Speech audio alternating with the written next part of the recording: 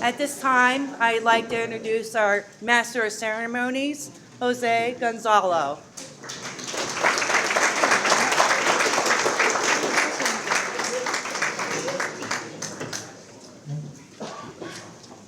Thank you, Laura. I appreciate that. You notice I have notes. And to me, it's a sign that maybe the time is coming that I don't do this anymore. I've never, ever, ever, ever in my life used notes. But I have notes today, so hopefully I'm not even going to look at them, but here we go. The first thing I want to do is welcome everybody to the 105th Banquet honoring Mount Carmel area football. This goes back to 1919. I don't know if there's anywhere in the country that can brag about something like that and have something like this go on. The Rotary did it for the first 102 years, and thankfully the Lions have picked up the slack here and taken it over in the last couple of years. And I just want to say that after last year, they weren't sure they were going to be able to do it. A lot of Lions didn't want to do it, and I'm not telling tales out of school here, but we sort of had to convince them, and Kevin Jones jumped on board and sort of took the bull by the horns and said, let's give this another shot and see if we can make it work. And I just look around here, and I think that he made it work. Hopefully we can continue to do this. Laura referenced donations. We were going to put them in the booklets, and then a number of the people that donated said, please don't do that. We want to do it anonymously. So we decided not to put any names in the book. But you know who you are. You know who donated. So thank you very much for being able to help us keep this thing going. I also want to have a chance here to have a few thank yous in addition to the Lions Club and all their hard work. I want to thank Karina at the high school superintendent's office, Pete Cheddar, for printing the booklets. That office did a tremendous job in printing the booklets, and we so appreciate it because that would be another expense that would have been added to the banquet, but they took care of it for us, so we thank them for that. I want to once again thank the TV studio for being here. Gary, Alyssa, Sammy, for being here and taking their afternoon off, coming here to film this thing for us. It'll probably be on Wednesday night or whenever, but thank them for that. That's a tradition that's been going on for years as well. So right now, I'm going to keep this thing short. I'm not going to do a lot of talking. I'm going to let other people do it. I'm going to introduce John Dara, our head coach, who's been here for 9 years and has done a tremendous job. He's played for 5 district championships in his 9 years, and I think that in and of itself speaks well for the program. Things are going to change this year. We're going to go up to AAA, going to see what happens. It'll be a new challenge for these guys, and we'll see how that works out. But I know under his leadership and his organizational skills and everything else that he does for the table, he's going to put a team on the field that can compete with anybody. So right now we're going to introduce John to come up and introduce the players and coaches and whatever else he'd like to do. So John, get up here.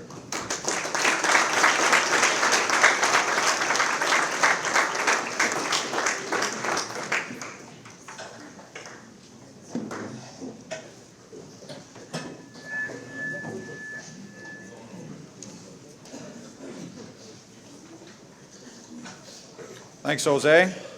Good afternoon, everyone. Before I get into introducing the team, there's just a couple thank yous that I want to run through. I'd just like to start by thanking my family. A lot of time goes into this, and I really appreciate them letting me coach. The rest of my family, my mother, my father, my sister Kelly, and my brother-in-law Aaron, and the rest of our booster association who would do a ton for our team. And I did just want to take a minute to remember one of our biggest fans, Sylvia Hajnowski, who unfortunately passed away during this season. I'd like to thank our assistant coaches, Jordan Marlowe, seated over there, Jordan Marlowe, Dane Tarantelli, Bob Veach Sr., Mike Gilger, Mike Higgins, Brent Runge, Rob Verano, and Bill Juraski. Our junior high coaches, Marshall Merarkey, Brian Christiana, Tim Wargo, Shane Widener. Our strength and conditioning coordinator, Josh Clea. Our equipment managers, Alan Klinger and Eric Schlegel. Tom and Lori Swaldy, and all the trainers at STAR, Doc Greco, and Jose Gonzalo, our statistician.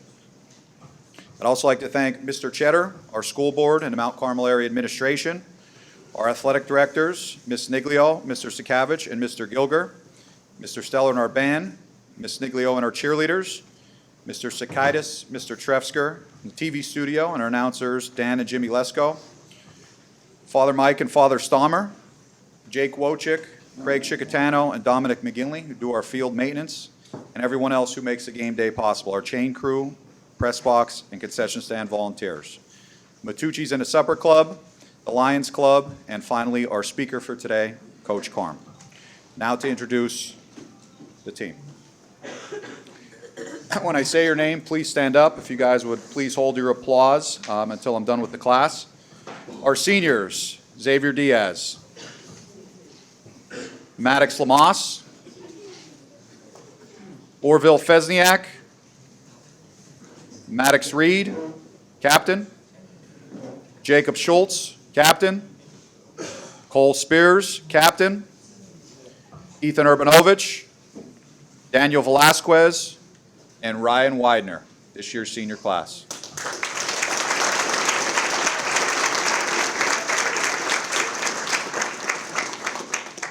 Our juniors, Landon Adams, Tate Adams, Al Bailey, Chase Belichick, Matt Belichick, Luke Blessing, Aiden Dietz, Jagger Delaney, Gavin Demko, Andrew Lukoski, Ben Miller, John Morgani, Robert Shoppy, Draco Shellhammer, and Noah Shimko, our junior class.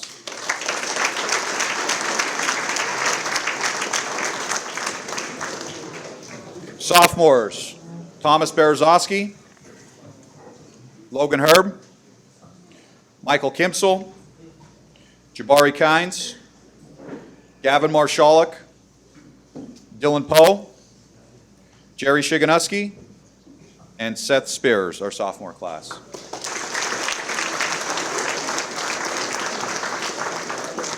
And finally, our freshmen, Joshua Blessing, Keegan Brown, Ryan Bush, Jalen Delaney, Cooper Karicki, Max Karicki, and Ezekiel Noel.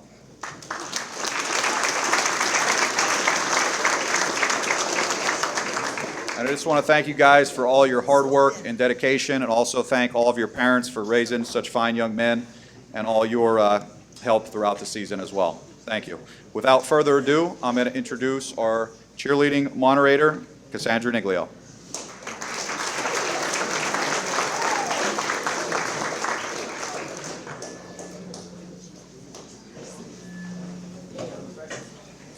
Thank you, Mr. Dara. I would like to start out by thanking the Lions Club for hosting this annual banquet and inviting us each year. I would like to thank the Mount Carmel Area School District, School Board, Administration, Athletic Department, Student Body, Coach Dara and his coaching staff, football players, Mr. Steller and the Big Red Band, Mr. Sakaitis, Mr. Trefsker, and the TV studio members, all those involved in Supper Club, our athletic trainer, Tom Swaldy, and his staff, our strength and conditioning coach, Josh Clea, and lastly, our cheerleading families, alumni, and fans for their continued support towards our cheerleaders. This year, our cheerleading program had close to 80 individuals try out in hopes of becoming an MCA cheerleader. Out of those 80 candidates, we were able to, again, for the 5th year in a row, form 3 full squads of varsity, junior varsity, and junior high sideline cheerleading members and watch as our program continues to grow. 4 years ago, we were able to take our program to new heights and were approved in March of 2020 to officially become a sport at Mount Carmel area and make history as the first competitive cheerleading team. From the sidelines on Friday nights to the competition mat, with positive attitudes, these girls were able to make a year a memorable one, upholding long-standing traditions and fulfilling the duties that come along with being an MCA cheerleader. It is not at every school district that there is a pep rally almost every Friday, parades down 3rd Street before each home game, or selling spirit pins to students for a quarter during first period. However, these girls have found a love in showcasing pride throughout our school district every single year. In year number 4 of the competitive cheerleading world, 22 of them entered the mat and continue to be the building blocks for our program, winning the District 4 Large Varsity Championship and advancing to the state competition for the 3rd year in a row. The girls I am about to recognize have come a very long way from the beginning of our season back in June. Some have stepped out of their comfort zone, others have advanced their skills, and all of them are sure to put a smile on my face each and every day that we are together. I think the thing that stands out the most to me is their love and respect for this sport and our program. The display of sportsmanship and teamwork that I have witnessed throughout the last few months is in what my eyes will always set them above the rest. Above all else, they were a team, constantly motivating each other, pushing each other to advance their skills, taking on new challenges, and were truly all in all the time. These girls are not only cheerleaders, they are multi-sport athletes, college students, part-time employees, and so much more. It truly speaks volumes to me on what they can accomplish even with everything they have on their plate. They hold a strong purpose, and they have proved that within the last few years. I am beyond fortunate and honored to be able to coach this group of young ladies, as I have loved every second I've gotten to spend with them. To our seniors, this group will always be very special to me for many, many reasons. We will always be thankful for the leadership, dedication, and effort that you have shown. Never forget where you came from, but look forward to where you are headed. MCA Cheer will continue to be your family, no matter where life may take you. Your 2023-2024 Mount Carmel area varsity cheerleading team members are as follows. Please stand as I call your name and be recognized. Sophomores, Sarah Williams, Mallory Forty, Mia Hollenbush, Neve Catalinas, Addison Kimsel, and Rylan Ritzman.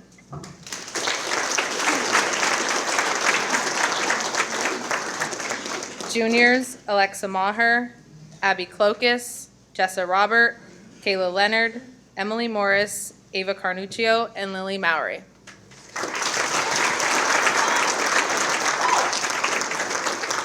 And seniors, Hannah Benedict, Ava Chapman, Kayliana Kalbarczyk, Bella Brzozowski, Olivia Boyer, Sydney Reed, Bryn Gasparetti, Lauren Begovich, and Aslan Hollenbach.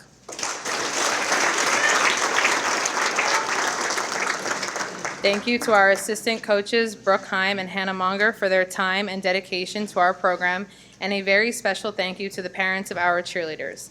Thank you for raising your daughters to be kind, smart, and cooperative individuals who are just beginning to make a difference in this world. It is a true testament to you and how you have raised them over the years. Thank you for trusting me with them each year. I am always so proud to coach them. Thank you.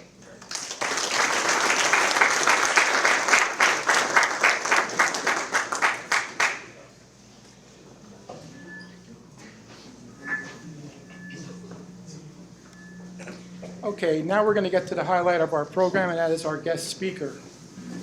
Our guest speaker this year is Carmen DiFrancesco.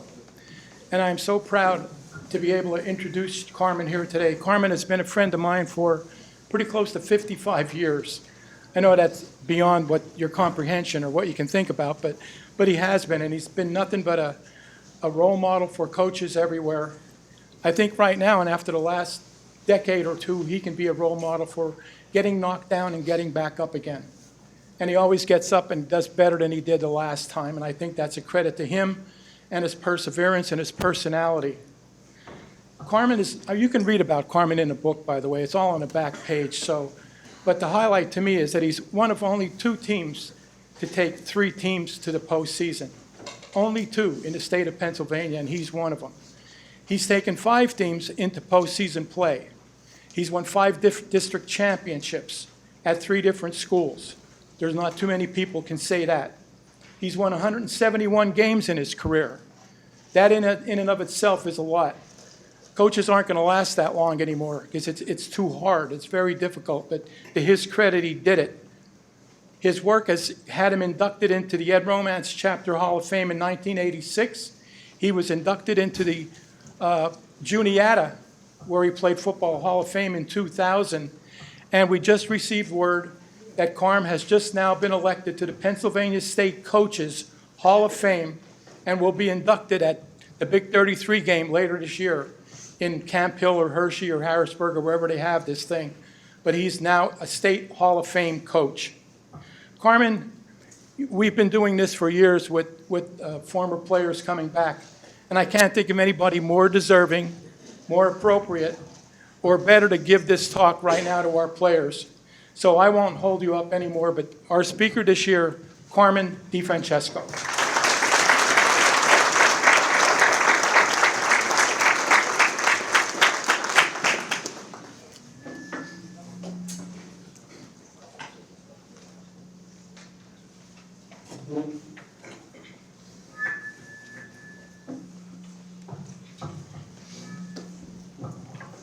Jose, thank you very much for those words, kind words.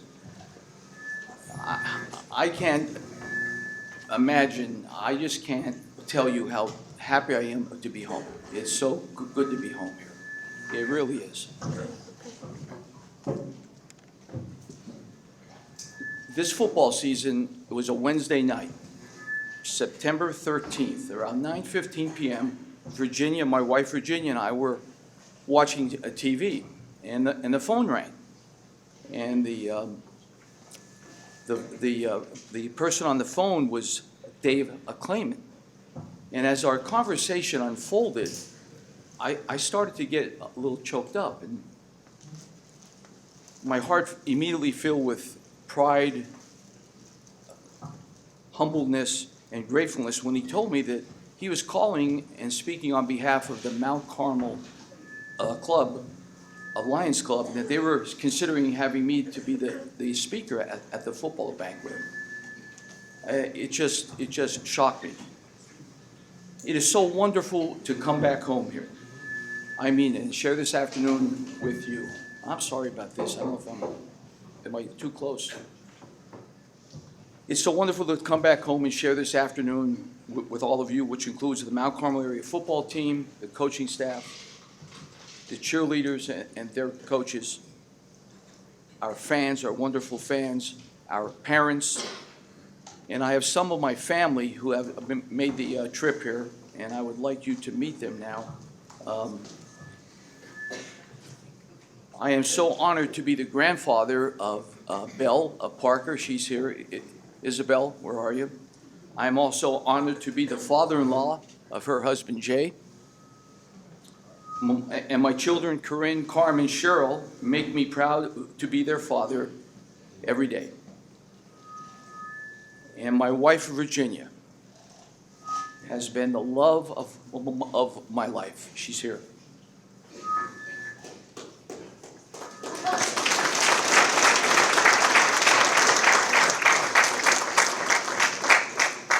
I met Virginia, I was the coach at Shamokin then. It was my second year. And she's been with me through thick and thin, and I'm telling you, it's been a roller coaster ride. She's been there every stretch of the way. Her support of me has been the greatest source of love, strength, and devotion. Thank you, honey, very much. And I just walked in here recently. Pete Cheddar is here. Pete, where are you, Pete? Thank you for, Pete called me and made a special effort. Pete has been a friend of mine for years. He was on my coaching staff here. His father, Joe, is the reason, probably one of the reasons why I'm standing here. So I started coaching back in 1981 as an assistant coach, and after 3 days, I quit. I went up to our coach's house and I said, I can't do this. I can't do it. And he said, what do you mean you can't do it? I said, I don't know anything. So I went to see Joe Cheddar, and he said, Carm, you can't quit. I said, Joe, I played high school ball. I played college ball. This coaching is hard. And he talked me out of that, but I was ready to quit after 3 days. I am so grateful and thankful to the Mount Carmel Lions Club for bestowing upon me this great honor of addressing all of you this afternoon. I'm telling you right now, each and every one of you here, this is truly one of the highlights of my career. Football has been such a huge part of my existence. My love and passion for this sport started right here. MCA. It started right here. Yes, I was that little boy who in 1961 stood in a snowstorm, a long line, and in a snowstorm, waiting to hear the great Jimmy Brown speak at this affair in 1961. I was there. And yes, I was that little boy who would anxiously await the magical Friday nights in Mount Carmel to cheer on my local football heroes. I grew up on 3rd Street, So 3rd Street, our high school was at the end of 3rd and Market Streets. And I would stand on the curb and watch this parade start from the Anthracite Fire Company all the way to the Silver Bowl. And it was magical. The streets were full of people. It was like Times Square. It was just, and the parade consisted of the band and the majorettes and the cheerleaders, and then the bus carrying my bigger-than-life football heroes. Then my parents and I would walk down 3rd Street into the famed Silver Bowl. And as I entered that Silver Bowl as a young kid, I entered that arena and my eyes lit up like it was Christmas morning. The end zone bleachers were full. The home stands were packed.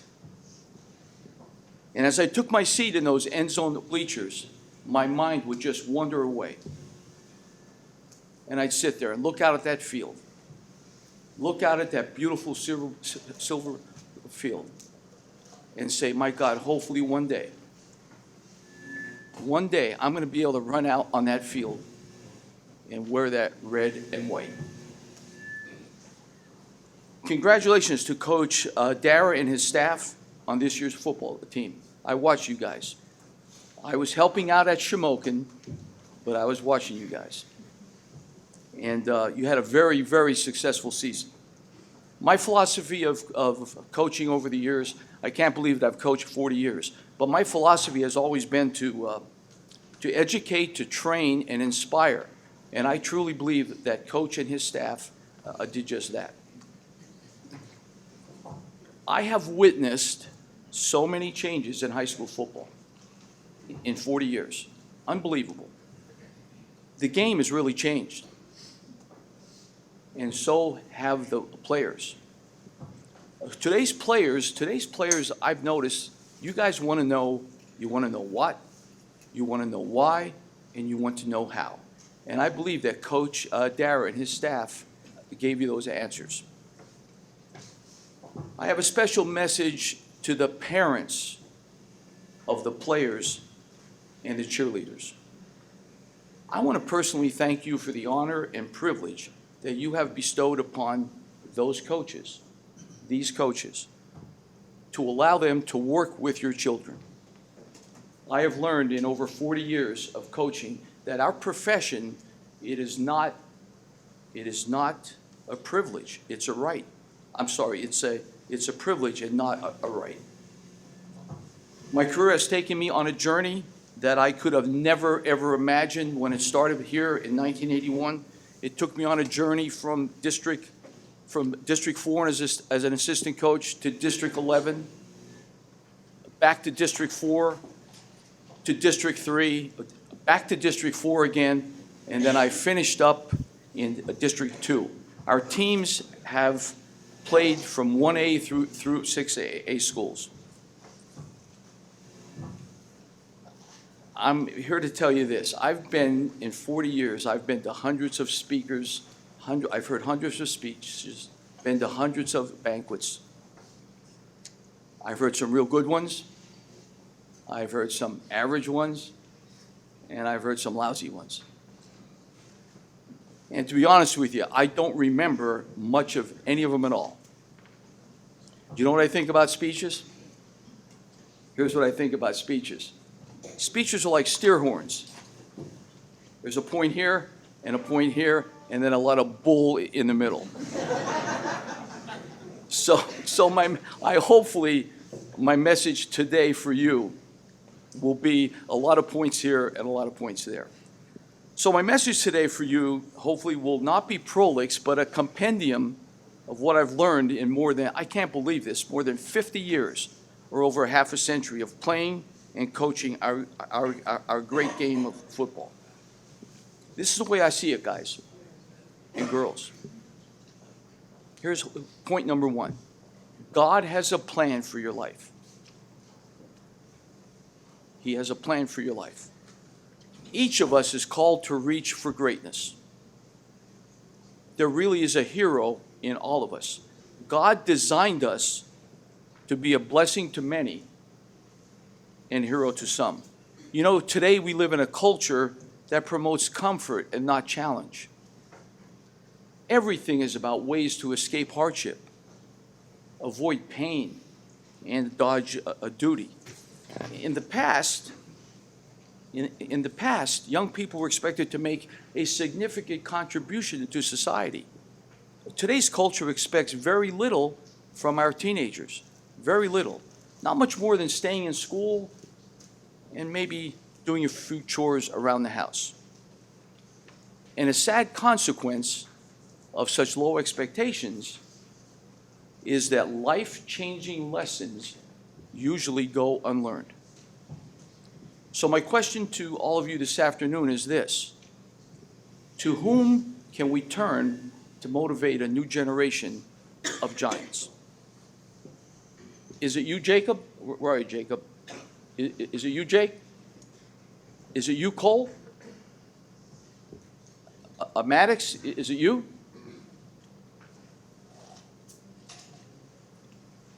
Eva Chapman, is it you? Hannah, is it you? To whom can we turn to motivate a new generation of giants? I know the answer. The answer is in leadership. Young leadership. Young leadership. Here's point number 2. Every day, I'm telling you now at 71 years old, every day is a battle for how you live your life. In the early spring of 2019, I was on the golf course and I got a phone call and I accepted the head football coaching position at one of the most famous high schools in all of Pennsylvania and in all of the country at Berwick. How lucky was I? I've coached here at this great school, #1 high school winning program in Pennsylvania. Now the Berwick Bulldogs calls me, and they're #3. And then I get to coach my son Carm at Danville. How lucky was I? I'll tell you how lucky I was. When I got that Berwick job, my wife Virginia purchased a book for me, a great gift. It was written by Urban Meyer, who at that time I think was the head coach at Ohio State University. Now, don't go judging me here now. I don't want any speculation here. I was never a big fan of Urban Meyer's, believe you me. However, this was a gift from my wife. So you know when you get a gift from your wife, what do? You better cherish it, right? I said, I better read this book. So the title of the book was called Above the Line. And the title really struck me, Above the Line. I began reading this book. I couldn't put the book down. I read the book, I think, from cover to cover in 3 days. From this book, I learned lessons in leadership and life. And you would think after being involved in this sport for 50 years, playing, coaching, that I've seen and heard it all. Coach Meyer would bring in to his football team every now and then, he'd bring in different motivational speakers once in a while. And I was very intrigued by a speaker he brought in by the name of Tim Kite. Now, Tim Kite was not a football guy. Tim Kite was the founder of a leadership development firm called Focus 3. In his presentation, he focused on 3 themes: leadership, behavior, and a topic called the R factor.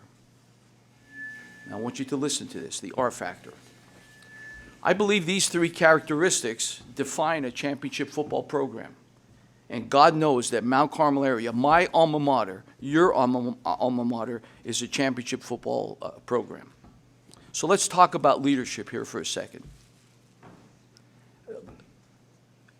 Becoming a truly effective leader is a big challenge. It's huge. And it doesn't, like everything else important in this world, it doesn't happen overnight. It doesn't happen all at once. I don't think you wake up in the morning, one morning, and say, I'm going to run a marathon, and then go out and run 26.2 miles. I don't think so. You train, you work diligently, on building the fitness and the mindset to achieve that goal. So it's no different in the leadership realm. You must work at it and have an unyielding passion to get better every day. So I'm telling you guys here and gals, no matter what you get yourself involved in, you have to have an unyielding passion to get better at it every day. You see, it all begins with what Tim Kai called above-the-line behavior. I was blown away by its force and clarity when it was first explained to me. And if anything, my appreciation for it has grown over the years. So I want to share with you for a couple minutes the way I interpreted above-the-line behavior and below-the-line behavior from an athletic standpoint. It goes something like this. Are you listening? The performance of a team, the performance of a football team, whether it be Cardinal Brennan or Danville or Shamokin or Upper Dauphin or Mount Carmel area or Berwick, the performance of a basketball team, a baseball team, a wrestling team, a track and field team, any team, the performance of a team rises and falls on behavior. Behavior. You see, when behavior is intentional, on purpose, and skillful, it's above the line.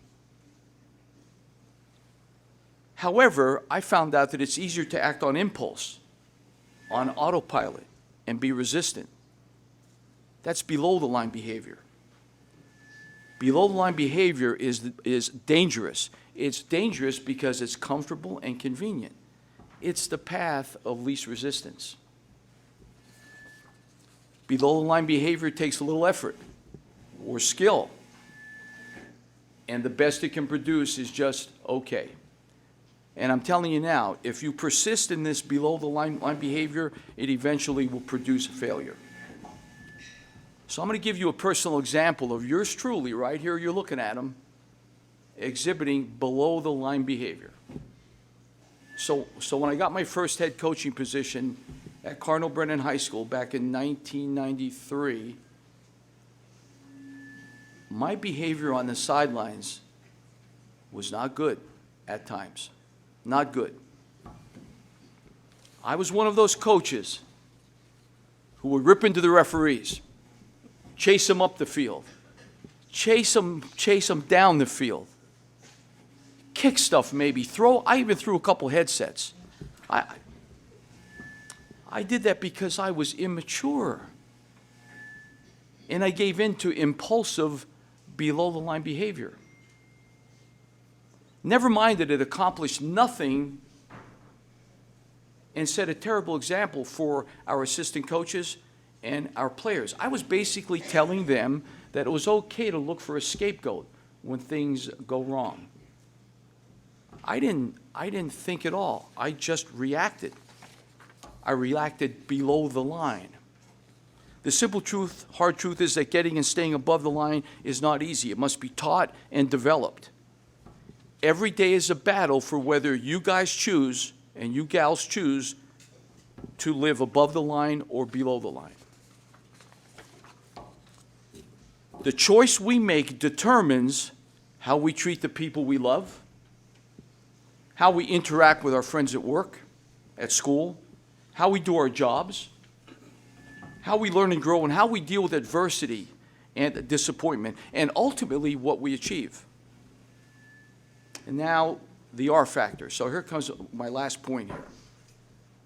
The R factor. So you're probably saying to me, Coach Carm, what is this R factor? Well, it's an equation. The R factor is an equation. It's a simple equation. E plus R equals O. E plus R equals O. E is for events, R is for responses, and O is for the outcome. Yes, this affects everything we do. This equation teaches you something very important about the way life works. We don't control the events in life. We don't control the events in a football game. And we don't directly control the outcomes. But we always have control of how we choose to respond. The R, The response means everything. Life, like football, is a constant flow of events. And it's important for you guys to understand that success is not determined by the situations you experience. Success is achieved by how you manage the R factor, the response to the events and situations that you experience. I'm looking at Mr. Sicavage there, and he's going like this, and I'm almost finished, Greg. I sent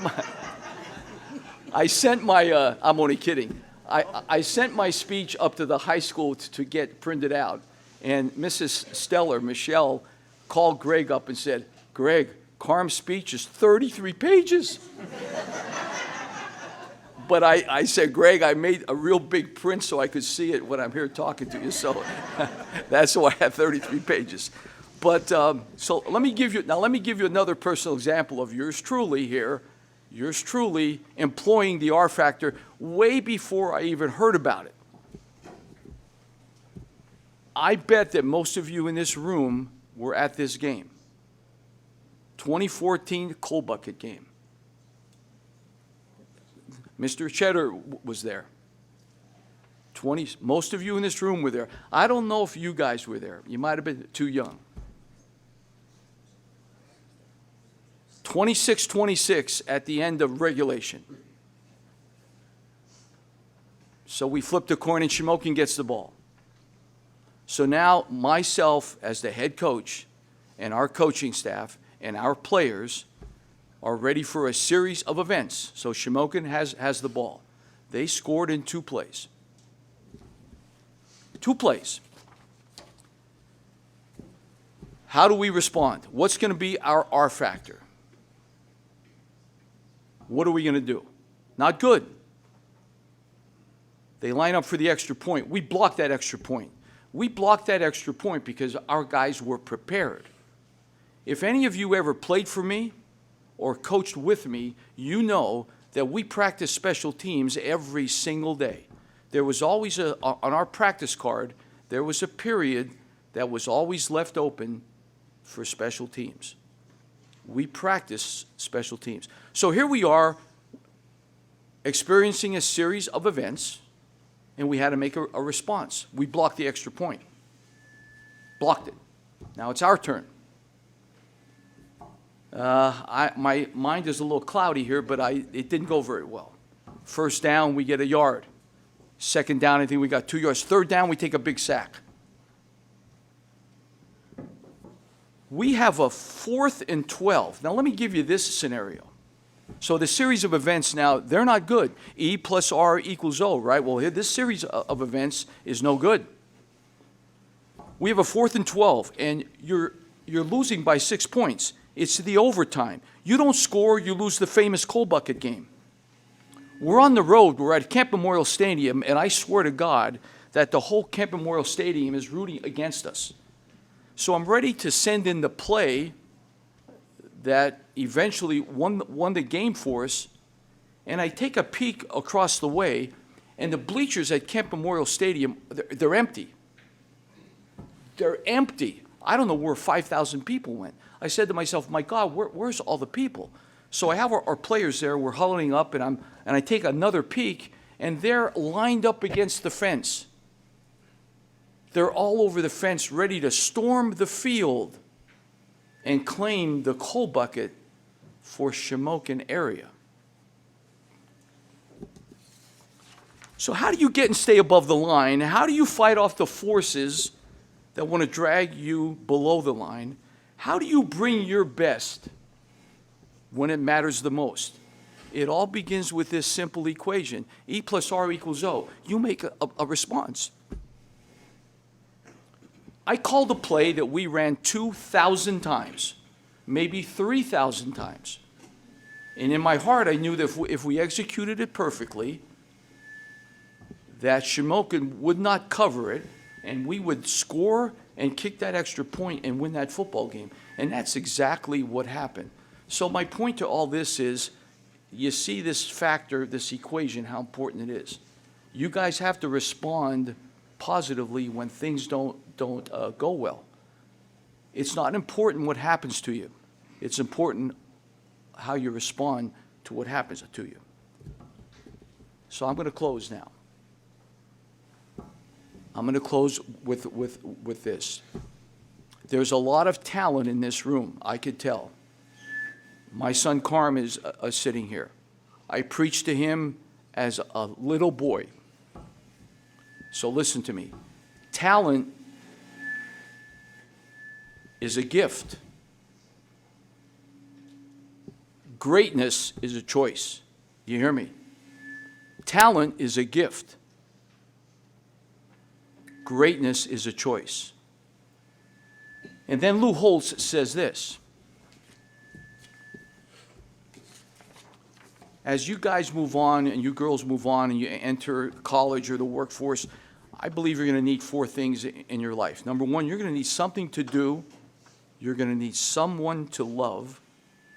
You're going to need someone to believe in, and you're going to need something to hope for. My hope for each and every one of you is that you never forget where you came from.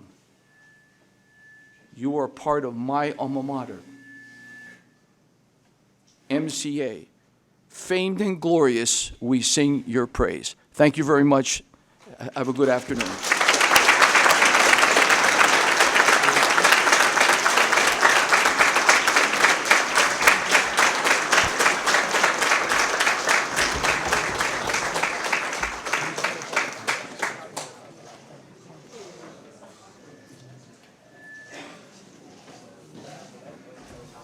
Coach Carm, thank you. That was terrific. And you can be sure that these guys have listened, and they got the 2 points for sure, because there were a lot of points, and it's a very thin bull. So don't worry about that. Everything is fine. And one more thing, he brought back a great memory for me. When he talked about Jim Brown, 1961, it was the MOC Hall, and it was a terrible snowstorm, and we were waiting, and I was lucky enough at that time to be in a little combo. You played rock and roll music, and the Rotary was a little concerned about him getting there, so they called us at the last minute and said, could you guys come down and provide some entertainment? Well, we played on stage for almost 2 hours and waiting for Jim Brown, so I'll never forget that, but it was all so worth it, because he was the Patrick Mahomes of his time, to put it in perspective. So it was great, but Coach Carm, thank you. It'll go down with the rest of us, and I'm sure they listened, and they're going to take a lot of these points and use them this year as we go forward. So we're going to get right now to the awards portion of the program. But since it is the Lions, it's the Lions Club and their club, we're going to let the Lions go first in presenting their award. And up first will be Bob Lipinski, who will award the Mike Terry Awards to our recipients from this year. So Bob, you're up.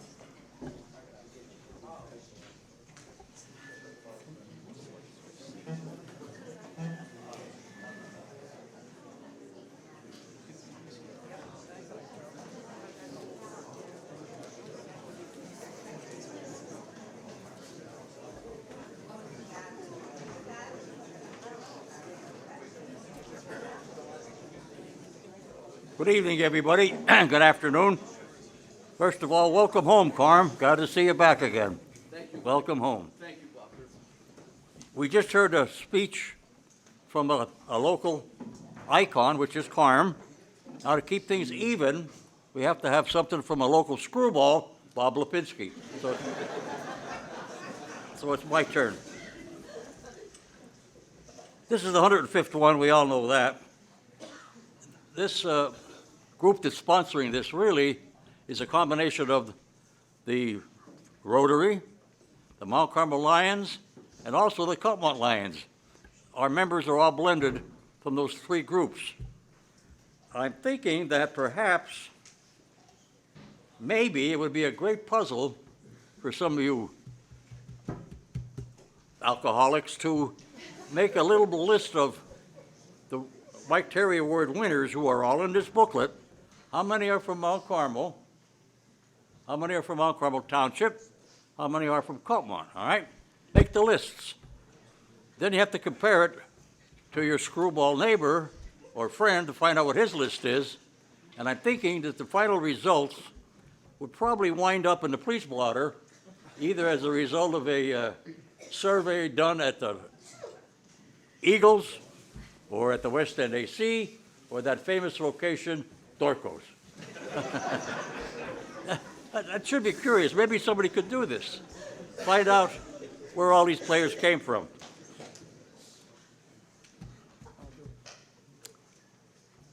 I've been doing this now for 55 years, and this is the first year I have notes, as Jose said. Now, Jose said maybe it's time for him to quit. Well, now you're going to hear for the first time from me. I ain't quitting. The pay is too good. We've been doing it a long time.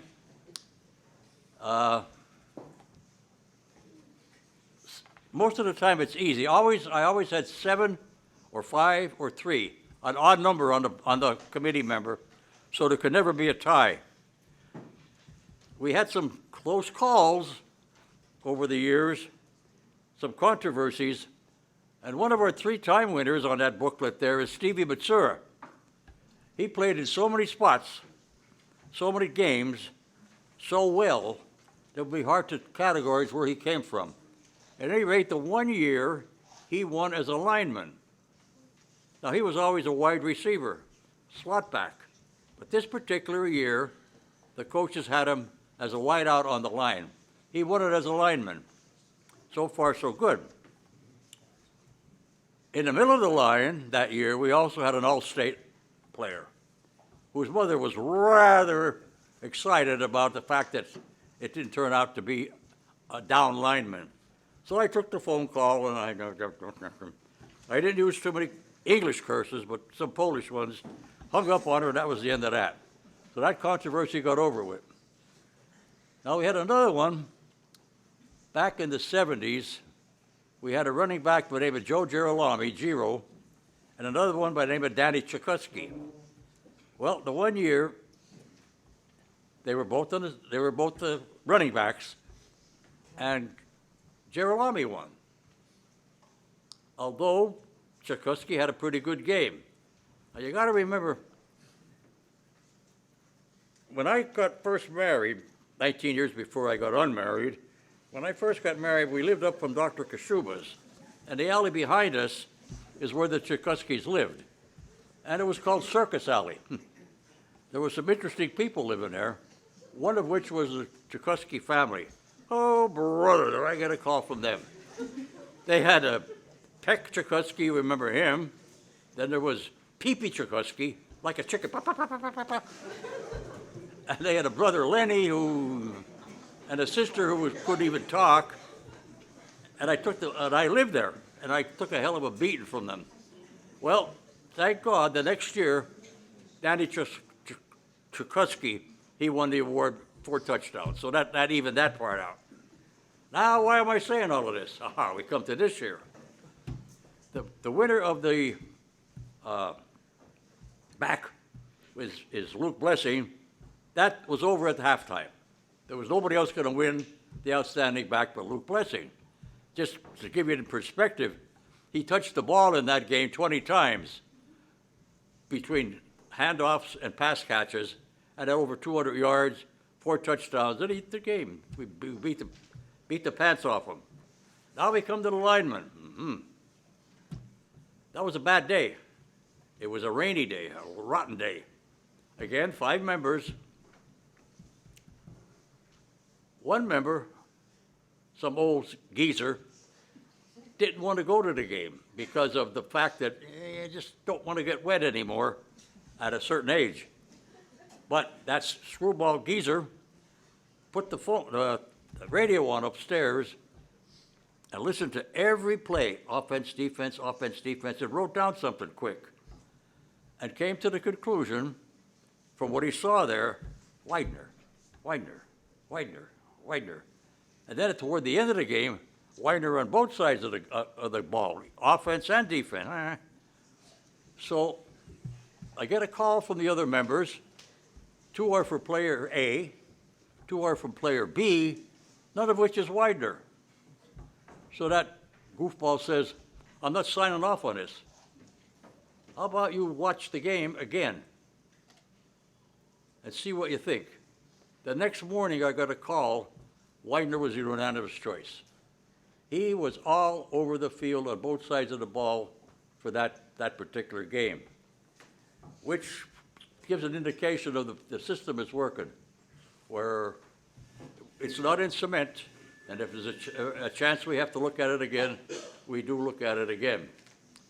The Terry Award is a rather prestigious one. Mike Terry, of course, died on the bus coming out of the Shamokin game, and he won 101 games for us and only lost 50-some.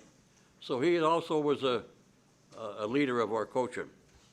So I'd like to present these awards now.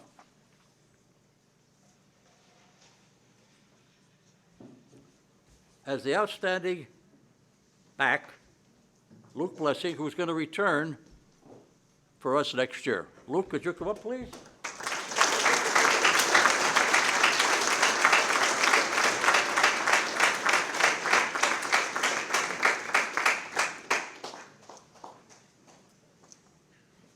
Here you go, young fella. Everybody, Thank you. First off, I want to thank my family for supporting me through everything, coming to every event, cheering as loud as they can, and being my biggest fans. I want to thank everyone who came out here today. I want to thank the Brady Fire Company for having us and the Lions Club for putting this together. I want to thank all my teammates and coaches for pushing me and making me the best player I can be and making my junior year amazing. I want to thank the cheerleaders and all the fans for supporting us all year and through every game. I want to thank Tom Swaldy and All-Star Physical Therapy for getting me through all my little injuries this year. And I want to thank all the seniors for making it a special year. Thank you.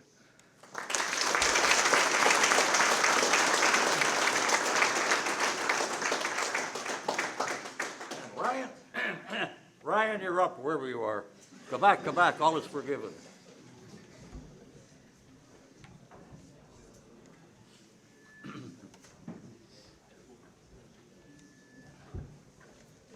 After a little bit of controversy, you were decided to be the winner, so maybe next year you'll do it someplace else. Congratulations. I just want to start off thanking my family for where I'm at today, the coaches pushing me, cheerleaders there cheering. Thank you, everybody.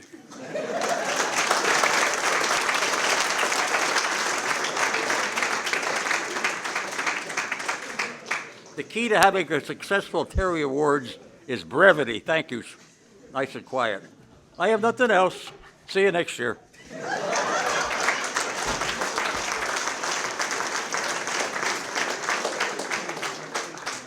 As you can tell, brevity is not one of the words Bob really understands the meaning of. However, he got through it very nicely. Thank you, Bob. Right now, we'll turn it over to John and the rest of the staff. You guys can come up, and we'll proceed in no particular order, but we'll get through all the rest of our awards. Jordan, turn them all over so you can see where they are.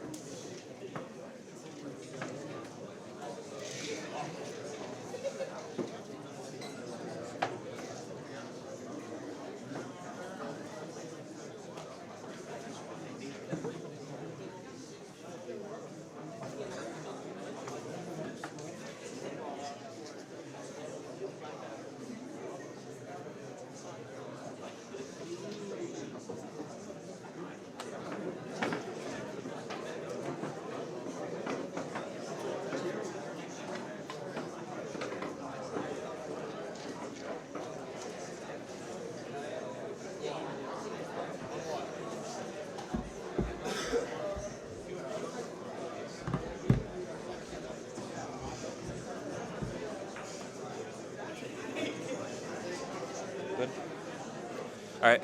Good afternoon, everyone. So I'm Coach Marlowe, and the first award I'm going to be handing out is the Len Eschmont Award. So for those of you that don't know, Len Eschmont was a running back from Mount Carmel Township High School from 1933 to 1936. He was a household name at that time due to his abilities as an all-purpose player for the Golden Bears. Not only was he a fantastic running back, but he was also dangerous on defense and as a defensive back and on special teams as a returner. There's only two places in the United States that give out the Len Eschmont Award, Mount Carmel area and the San Francisco 49ers. So every year, the 49ers give out this award. That's where Len played professionally.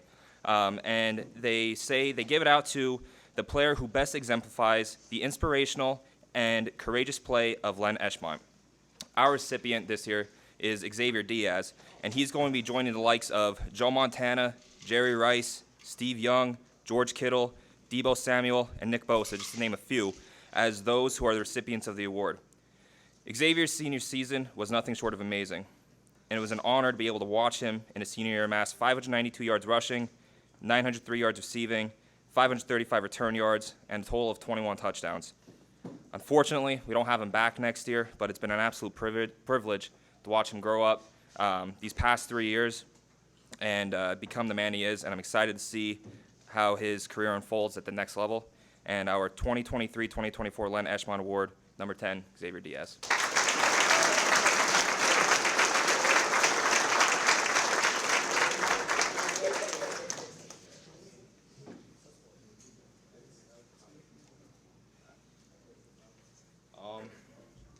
First, I'd like to thank God for every opportunity He gives me. Thank the Lions Club for putting this on every year.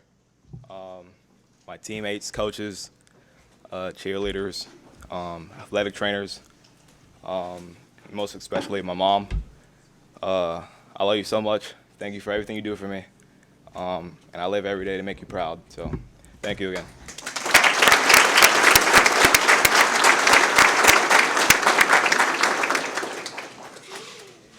Hi, I have the pleasure of giving out the Matucci Chef's Award.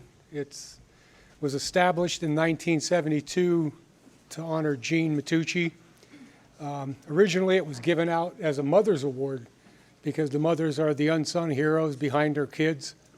Over the years, it eventually became a player award for the kids that kind of dwell in the shadows, don't get the recognition. Different guys. It was first done in '72, so it had come after a string of really good seasons involving Coach Carm.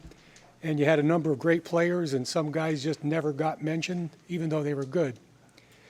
So this award now, this year, I'm actually pleased to give out because the Offensive Lineman Award was someone, and I'll be honest, I had doubts. I wasn't sure because I had been around him for a couple years, and I just wasn't sure. And he came to work every day this year, and he worked really hard, and he did really well. And he protected Cole's backside all season long without getting a lot of pats on the back. Jagger?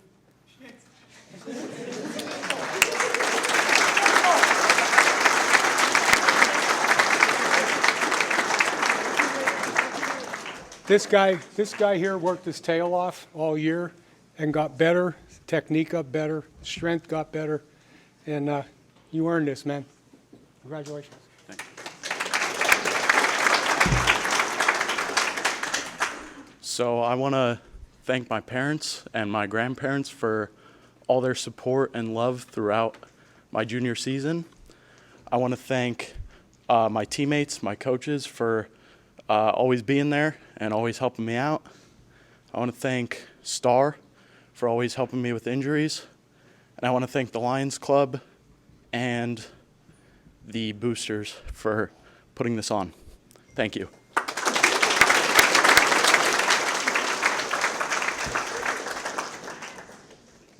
Okay, another unsung hero, defensive side of the ball. This was a guy who, again, came to work every day quietly, well, not always quietly, did a good job year-round, the whole season. He ended up first in sacks. He was tied for second in tackles for a loss. I think he had 64 total tackles on the season. Out of nowhere, didn't get mentioned until someone else will have an award. Matt Blitchick.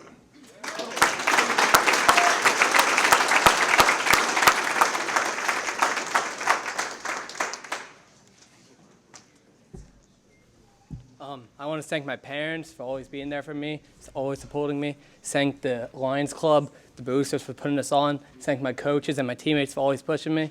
And that's it. Thank you.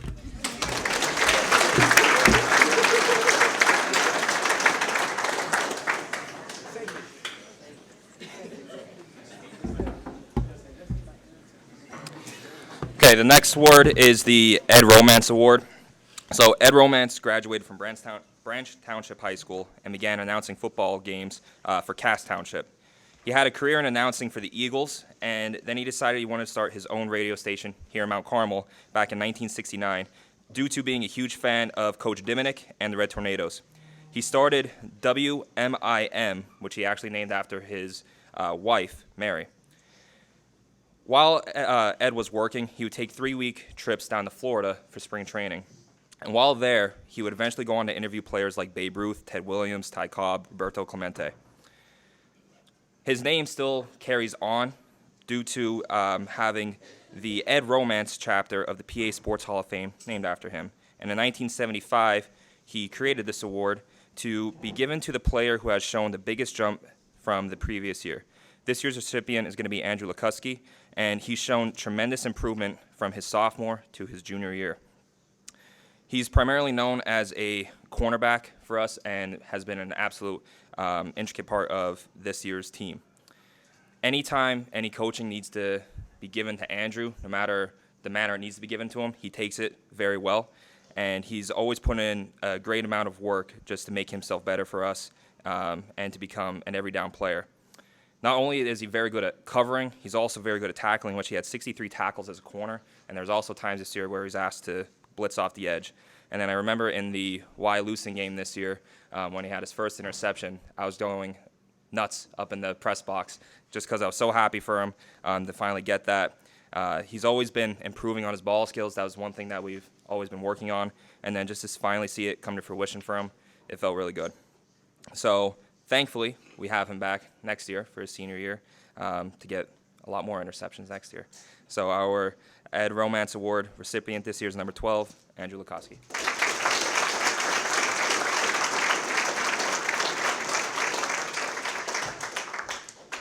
I would like to first thank my parents, my family for coming out every Friday, supporting me.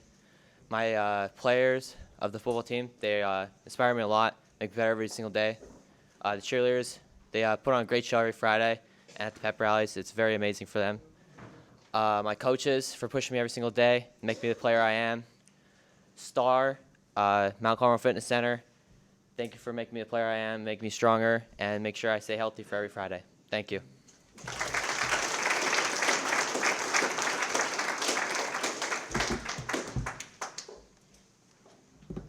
I am going to give the Bob Pozzoli Award. Bob was a receiver and kick returner. He excelled at both of them. He's all over the record books. Jose sent me a bunch of records from him. Bob attended Delaware Val, where he was struggling with cancer. His teammates established this award to honor Bob that exemplifies playing hard, playing hurt, total team player, and never complain. This recipient this year is Al Bailey. Al never complained. We asked him just play offense, he did it. We asked him play linebacker, but he did. Never complained. I know a couple times we had meetings with him about playing linebacker, and then meetings that we're going different player to play linebacker. Never complained. Total team player. The recipient of the Bob Pozzoli is Al Bailey.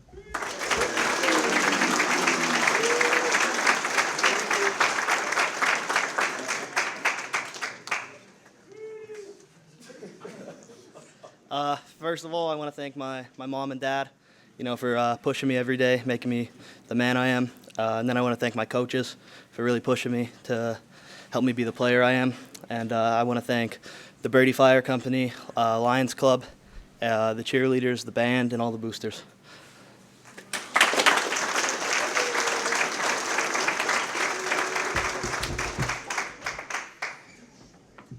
Good afternoon. Before I present my award, I just want to verify something for the record. I know Coach Carm had a great speech, but I want to correct him on one thing.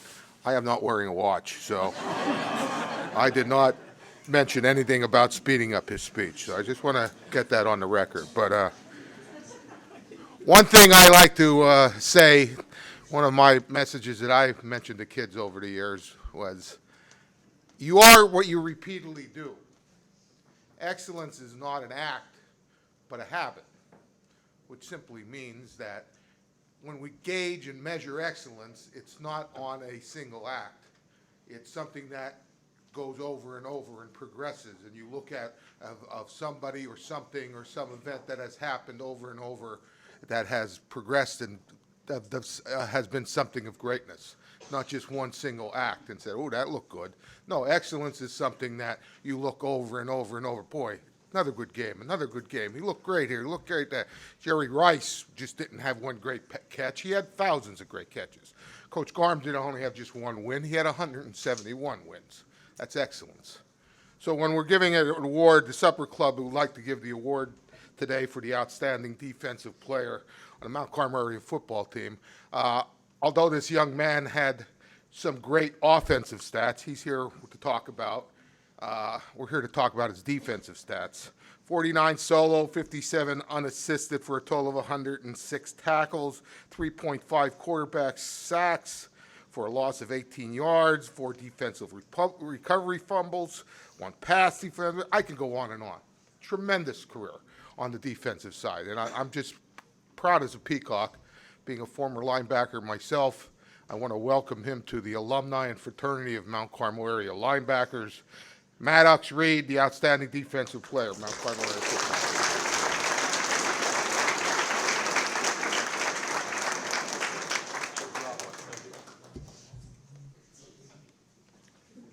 Mr. Scavage.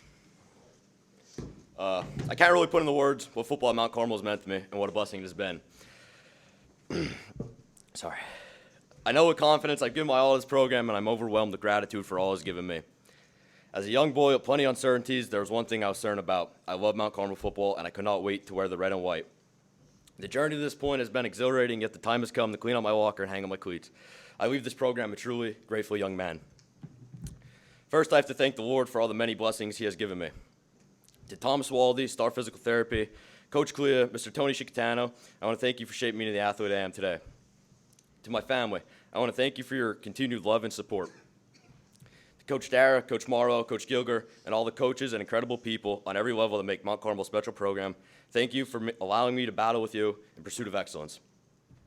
To all my teammates and endless friendships I gained, I appreciate you and the shared commitment to the red and white with pride and dignity. Putting that jersey on every Friday will always be one of the greatest memories of my life. Football has been a gift, and I'm forever grateful to be a part of it. Football here has been a gift, and I'm forever grateful to be a part of it. I'll never put a jersey on again, run out on the field, and look into the stands and feel a whole town behind me. It hurts, but when I hand in my jersey, my life as part of this team is not over. It actually is only beginning. I will never hand in the lessons I've learned, the memories I've made, the friendships I've gained. I will forever be a Red Tornado. Thank you.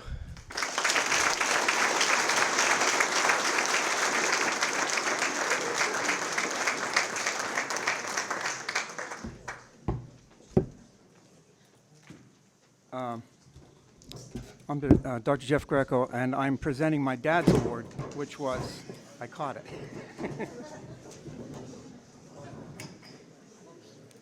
was to the student athlete who has excelled statistically on the field and in the classroom. My dad was from Atlas, one of 13 kids, and he was the end of Lenny Eschmont. And I remember being a kid, I'd be like this, and if we were winning Mount Carmel, I'd be on one side. If I'd accidentally go to the other side, he'd take me, say, no, you have to sit here. The award this year is going to be Cole Spears. I'd like him to come up because he exemplifies what an athlete and a student athlete is. We know at Mount Carmel, Coach Carm so adequately talked about that line, and there's a lot of wannabes and a lot of has-beens, right? We're in the has-beens here. And that line, Mr. Dixon would always talk about, are you half full or are you half empty? I don't know why I'm doing this, I'm sorry. But when you're half empty and a wannabe, you're never going to be what God has made you to be, all right? If you're half full and a wannabe, you're going to continually have to do what you can to achieve your goal. And work, there's no substitute for work, and Cole has really shown this, not only through his scholastics, but the injuries he had survived. He played an entire season without an anterior cruciate ligament. So the difference between a good player and a great player is that line that Coach Carm's talking about. You want to be a has-been like us, or you want to think that you're always half full and going up. You can always do better. Vince Lombardi was an old coach, and he coached the many championship teams, and his dad was a butcher from Brooklyn. And on his knuckles he had love, L-O-V-E, and work. Coach Carm, I've seen also that the kids today don't want to take responsibility, don't want to work. I don't know what it is. But I know that athletes who come from Mount Carmel realize that at that line, it's a magic moment. These magic moments are seconds, minutes, days, and hours, and years. And if you're given a couple years to be at Mount Carmel, or a couple years to be a wannabe, you can't waste it. Once that magic second goes, once that magic minute goes, it's never going to come back. Cole, come on up. I'm so proud of you being an athlete and a scholar. And my dad would love to give you a hug.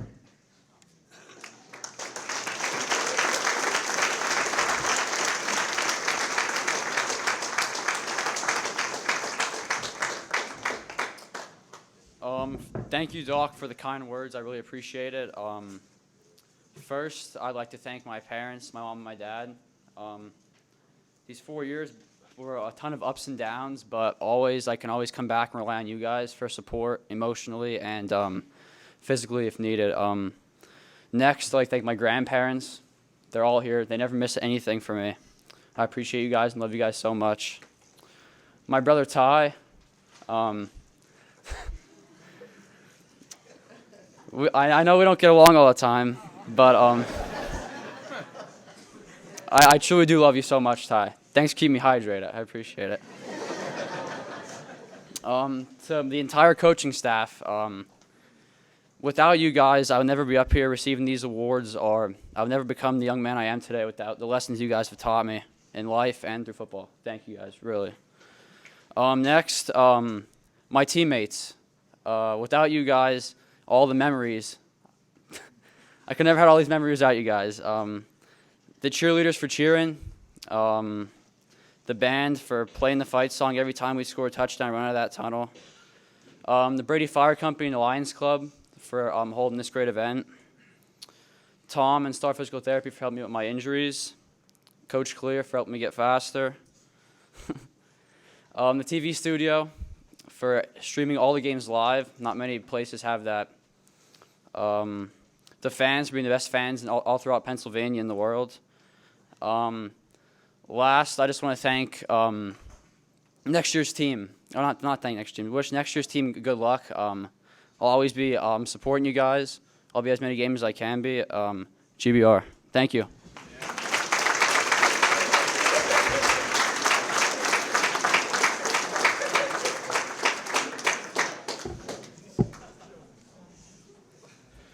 So I'm up here presenting to the Tony Mazzella Award The Tony Mosella Award is given to a member of the team that has made a significant impact on special teams. This award has been given out since 1992. It is named after a former multi-sport athlete at Mount Carmel area, who also went on to be a longtime athletic trainer for the Red Tornadoes. This year's recipient has been a significant player on our special teams unit for the past 2 seasons. And this year he was a key player on our kickoff, kick return, punt, and punt return teams, in addition to being a starter in defense. Our special teams this year, partly due to having a lot of one-way players, had a lot of starters on them, and that led to a lot of big plays in our return game. And it allowed us to have a lot of great athletes in coverage on our kicking units. In order to do those 2 things, yes, you need good athletes, but you also need kids with a high motor, and you need them to do the technical things right, which we had, and this player was no exception. I would describe this player as an old-fashioned, straight-up football player. The things he did for us this season were never anything flashy, but he has always had a high motor and was dialed in on doing the technical things right, so he could always make plays, or on special teams, set up plays for returners in the return game. He and a handful of other guys always seemed to be the first ones down there on our kickoff teams, and he was always blocking defenders, who were normally bigger than him, where they needed to go on our kick return and punt return teams. This year on defense, he moved around a little bit, and he found his niche at inside linebacker about halfway through the season. By having a high motor and being an old-school, hard-nosed football player, he just always seemed to make plays. He's a junior, and we're happy to have him back for another season. This year, Tony Mosella Special Teams Award winner is Ben Miller.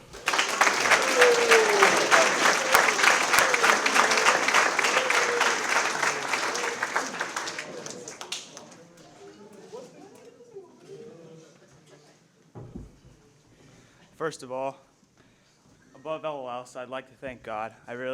Whatever I do from here on out, it's always going to be because of Him, nobody else. And I'd also like to thank my parents for always pushing me and keeping me drived. And I'd like to thank my brother for always being competitive with me and teaching me to have a competitive spirit and always working harder. I'd like to thank my teammates for having something to go after and show up for. And that's all, I guess. Thank you.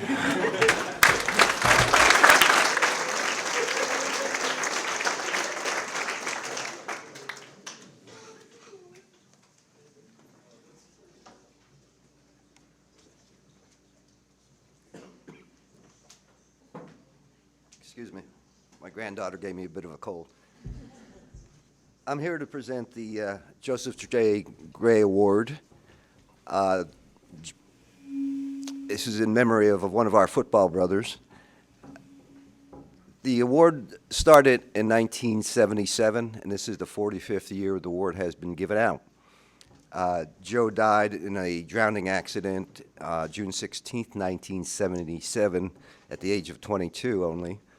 And at his funeral, the senior members of the Eastern Conference 72 football team, including myself, wanted to establish something to honor Joe, and we came up with an award that goes to the lineman that best exemplifies the ability of Joe. Joe was an outstanding offensive lineman for our team. He also played on defense as a tackle and linebacker. His senior year honors included being selected to the Big 33 team in Pennsylvania. AP and UP all stayed honorable mention. Anthracite and Lower Anthracite first team, and all Susquehanna offensive team. He was recruited by and played for Lou Holtz, who was at the time the head coach of North Carolina State. He was inducted posthumously into the Ed Romance Hall of Fame in 1997. 2 teams he played on, the 1970 Eastern Conference Third Division Championship team and the undefeated 1972 Eastern Conference Championship team were honored at the Ed Romance Hall of Fame as well with special awards.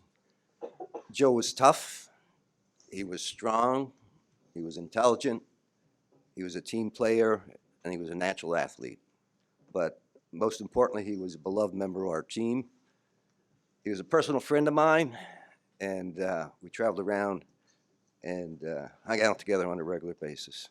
And I certainly still think of him on a regular basis as well. With all the good linemen that Mount Carmel has been producing in recent years, including this year, I'm sure it was hard for the coaches to make a decision on this award. This year's recipient, like Joe, was good offense and defensive tackle. He also won All-State honors this year, including other honors. The 2024 recipient of the Joseph Gray Award is number 77, Big Noah Shimko. Congratulations, Noah.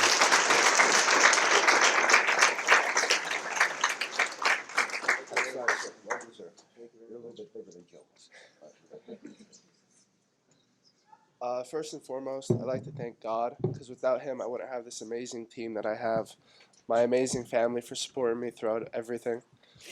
I'd like to thank the Lions Club for hosting this and the Brady Company for letting us have it here. My amazing coaches, the cheerleaders for doing what they're supposed to do, and the Supper Club, Jose, for keeping all of our stats all the time.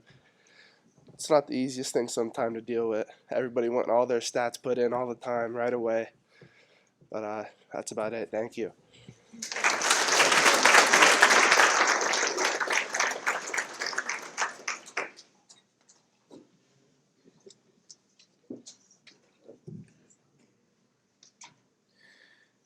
Before I begin, if you'll indulge me one moment, I want to say thank you to Coach Carm for being here at our banquet today.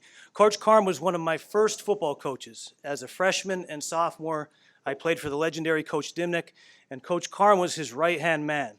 Just a quick story, I had the opportunity to speak at this banquet in 2013, so I shared this story then. If you were there, apologies for repeating it, but when I was a freshman, this was 1991, third game of the year, we were playing Williamsport.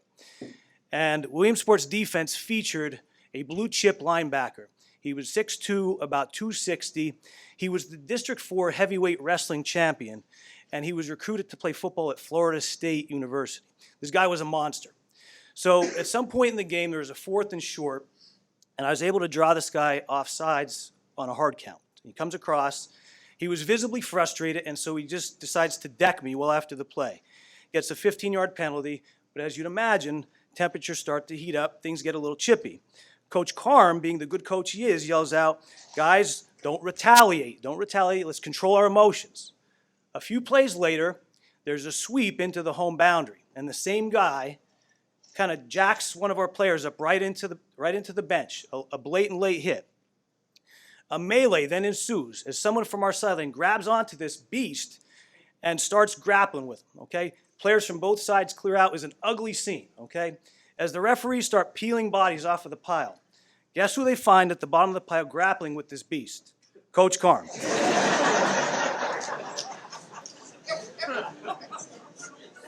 3 minutes earlier, he was yelling, "Control your emotions."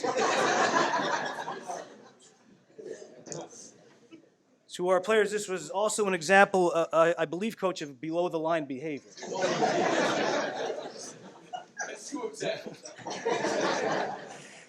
Anyone who's played for him, listened to his pregame speeches, seen him on the sideline, knows that controlling his emotions is not something he excels at. But he is as passionate as anyone. I love him for that. He's passionate in all aspects of his life.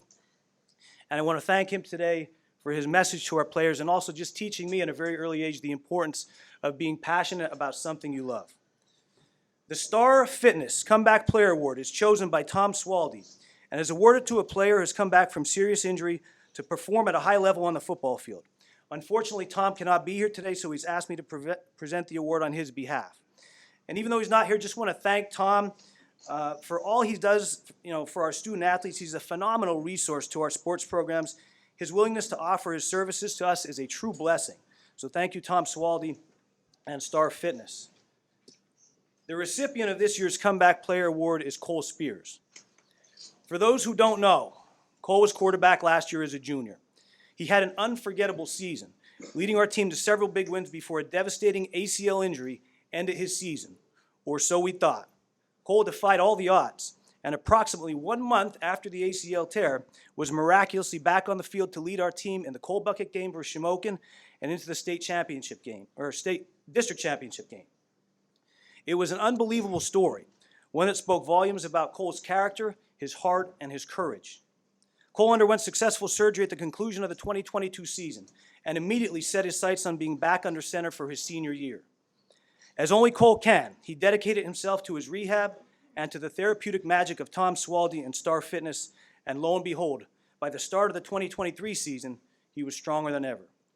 Cole had a spectacular season for us, starting all 12 games, and putting together one of the great statistical seasons by an MCA quarterback in many years, throwing for just under 2,000 yards and a ton of completions and touchdown passes that, when added to his previous career numbers, put him firmly in the top 10 in school history in nearly every key statistical category. His career completion percentage of 64% shattered the old record, and he is now the all-time leader in that category. He also turned in a record-setting performance against Southern Columbia when he threw for 336 yards in a game that no Mount Carmel fan will ever forget. Cole had an exceptional career, and his 2023 season was, in my opinion, worthy of all-state recognition. Unfortunately, he was not selected to the all-state team. Knowing the type of person Cole is, I'm sure he doesn't care about that. But as his coach, I took that to heart because I felt strongly that he deserved it. So let me close by saying to Cole that you have truly succeeded in leaving your own unique stamp on this storied program. Your on-field accomplishments speak for themselves, but your perseverance and your never-stop punching attitude is what made your journey so memorable and so inspirational. And that is why I can say with 100% certainty that all-state team or not, you will be remembered by your teammates, our fans, coaches, and by me as one of the great quarterbacks in the history of Red Tornado football. Ladies and gentlemen, our Star Fitness comeback player, Cole Spears.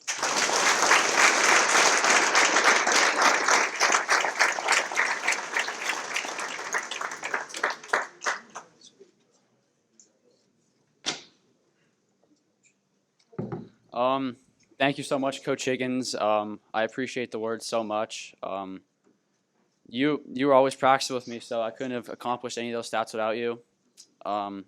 Since I was already up here, I won't talk too much longer, but I wish Tom was here just so I can thank him, because obviously I wouldn't be able to return my junior season and then have a successful surgery rehab my senior year without him. So thank you again.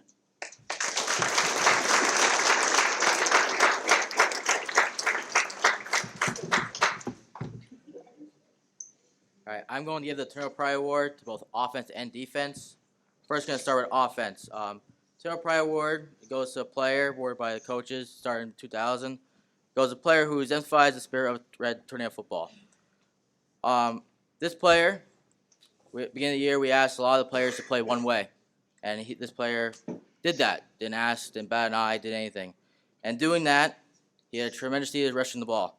Over 1,369 yards rushing, which ranks 10th best season ever at MCA.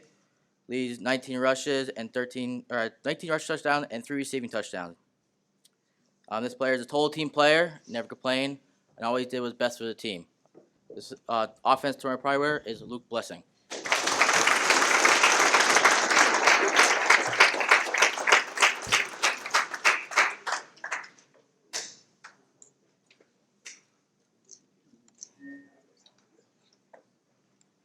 Thank you, Coach Rung, but I mean, I was already up here. I kind of already said everything I had to say, so thank you.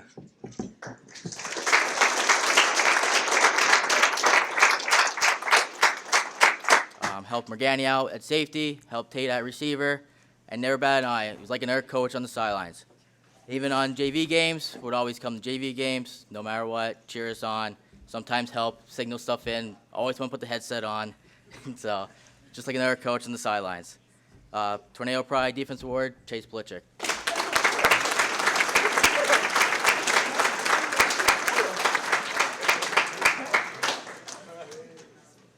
I just want to start off by thanking God, my family, all my teammates for pushing me, Coach Runge for giving me the award, all my coaches, the cheerleaders. That's pretty much it. Thank you.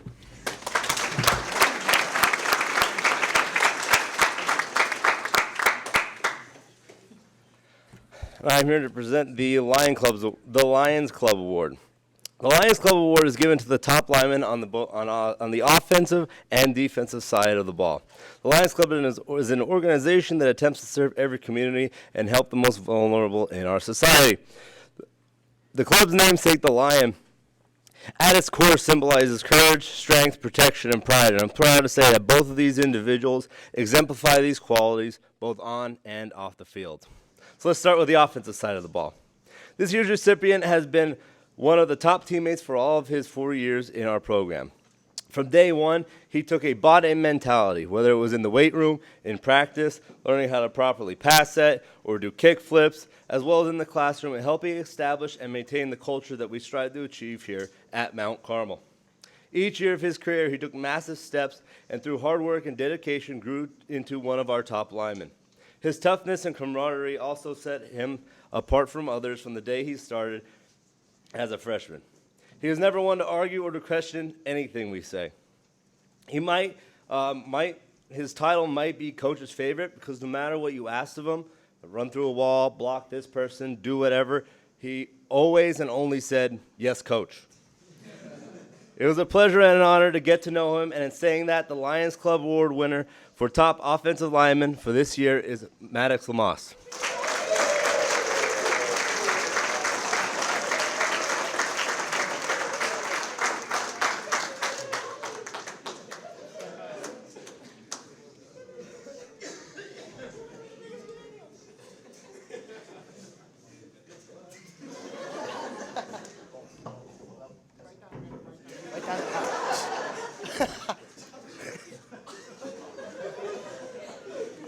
All right.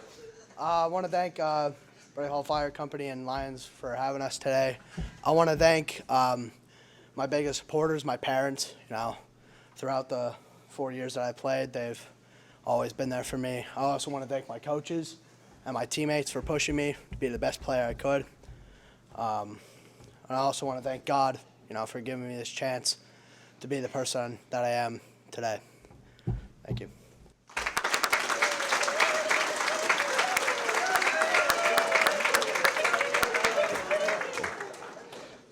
All right, now on the defensive side of the ball. This year's recipient has embodied strength and protection from when I met him. From his freshman year, he oftentimes was sent to do the lesser-known assignments, which he did with pride in class.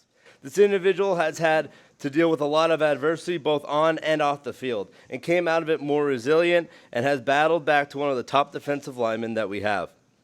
He always knew when to flip the switch, and when you needed him to get a first down in what we call 30 wedge, or when we needed a big sack or pressure, you could count on him to get it done. Through his actions, he became a leader on the defensive line and set a good example of how to get the job done. It has been a joy seeing his growth over the years and seeing him grow into the man he is today. It was an honor coaching this individual, and I surely will miss all of the quite interesting conversations he brought with him to what seemed like every practice. It was my honor and privilege to present to you the Lions Club Award winner for the top defensive lineman of the year, Ryan Widener.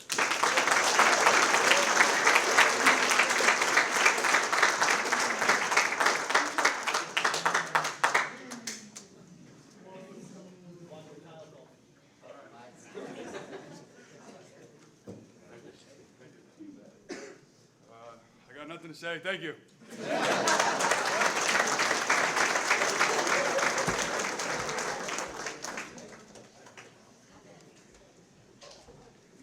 Okay, we're at the Glenn Bonesy Adams Award, and Bob Veach usually gives this award, but fortunately for him, unfortunately for us, he's in Kansas City on his way to Las Vegas for a pretty good reason, and that's Super Bowl 57. So, Bob, you're excused. The Bonesy Adams Award has been given since 2008. I want to tell you a little bit about Bonesy because he is just an icon in Mount Carmel history. First, I want to introduce his son, David. David is back here. David sponsors this award every year, and he works tirelessly to keep his dad's name alive. And David, you don't really have to. He does it on his own, but thank you for doing this each and every year. Bonesy graduated at Mount Carmel in 1949, and if you guys go in a weight room, the number 3 picture is Bonesy Adams. He was the 3rd ever All-State player at Mount Carmel in 1948. He certainly deserved it. He was recruited by over 50 colleges at the time. Now, you got to put that into perspective. Back then, the University of Pennsylvania was like Alabama, Georgia, or Ohio State of today. They were the football program. That program was a leader in the country. And I look back a little bit at some of the people that played at Penn. John Heisman, you recognize the name? Heisman Trophy? John Heisman, University of Pennsylvania. Maxwell Award, University of Pennsylvania. Bonesy was just one of a long line of stars there. He was named the National Player of the Week when he threw for 4 touchdowns against Dartmouth. He also threw the tying touchdown against Notre Dame in 1952. Notre Dame was ranked #1 in the country, and the University of Pennsylvania tied them that year. Notre Dame finished #3 in the polls that year, but Bonesy and his teammates at University of Pennsylvania beat them. But other than his exploits, what I remember most about Bonesy was his class. Bonesy came back to almost every Mount Carmel game from his home in Wayne, Pennsylvania, and he always had his burgundy University of Pennsylvania sweater on, and he had his silver hair, and he was so dapper and was also always interested in the Tornadoes and wanted to meet them whenever possible, but loved Mount Carmel football. So to win this award, you have to represent Mount Carmel in the best way on the field and in the classroom, because it wasn't easy to go to the U of P. It's like an Ivy League school. I mean, it is an Ivy League school, so you had to be smart, and he was. And this year's recipient fits all of those categories.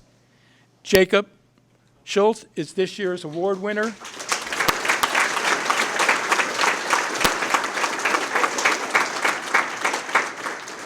Jacob sort of snuck up on me even, and I know everything that's going on. Trust me, I do, each and every week.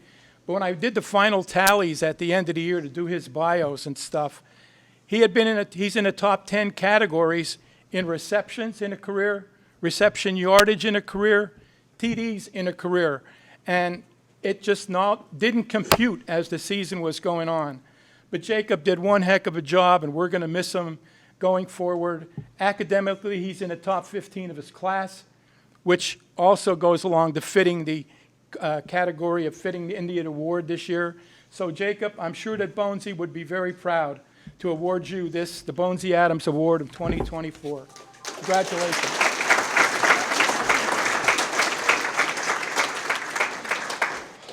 First, I would like to thank my parents, Amanda Schultz, and my dad, Ed Schultz. Dad, when things got low, you taught me when things got low to never give up. When things hit you hard, to never give up. You taught me to always keep pushing, always be the man I am today, and without you, I wouldn't be half the person I am. So I would like to thank you for always pushing me, and always just being a great dad. Thank you. And I'd like to thank my coaches. I think my sophomore year, if I remember, every day I got yelled at by Coach Dara. But without that, I wouldn't be half the player I am today. He coached me up. He did a great job. He always does. And the rest of the staff, I thank you. The Brady Fire Company, I think, for hosting this, and the Lions Club for putting it together. You do a great job every year. I'd like to thank my grandparents. They never miss a game. I'd like to thank my brother for always hydrating me when needed, always being there. Thank you.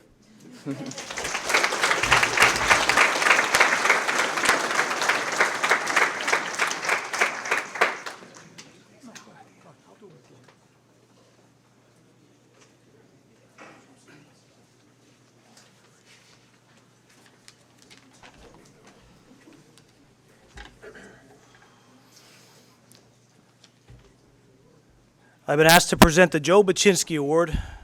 For those who don't know Joe, he was a record-setting quarterback at Mount Carmel in the mid-'60s, an All-Stater, a Big 33 selection. He went on to play at the University of Miami. The criteria for the award reads, to a player who exemplifies the qualities of Joe Baczynski. This year's recipient is Xavier Diaz. Xavier burst onto the scene as a sophomore and immediately made waves with his dazzling moves and his bullet-like speed. Throughout his career, he played a feature role in our offense, giving us a big play threat the likes of which we haven't seen in decades. He's among the fastest players we've ever had here at Mount Carmel. So in commemorating that unique speed, many of you may remember a famous late-night talk show host named David Letterman. One of the staples of his show was his nightly top 10 list, during which time he would poke fun at a variety of topics. So in channeling my inner David Letterman, without further ado, top 10 things that might happen faster than Xavier scoring a touchdown. Top 10 things that might happen faster than Xavier scoring a touchdown. These are things happening fast. Number 10, when asked, who do you want to win the Super Bowl? The time it takes for Coach Veach to say, Chiefs. A lot of luck to Coach Veach and the Veach family. We're very proud, and it's just unbelievable. Number 9, the time it took for seemingly every one of our players to develop a calf cramp in the second half of the North Schuylkill game. Number 8, the time it takes for Jose to recall our rushing yardage stats in the coal bucket game from 1970. Quick mention of appreciation to Jose. You know, our program is built on history and tradition, and through his statistics and his record keeping, Jose has been the custodian of that rich tradition for, forever. So we're very appreciative of his ongoing dedication to Mount Carmel football. Things that happen faster than Xavier scoring a touchdown. Number 7, upon returning home from the Milton game and sharing with my 5-year-old daughter the news that we had surprisingly lost, the time it took for her to say, well, Dad, maybe we need better coaches.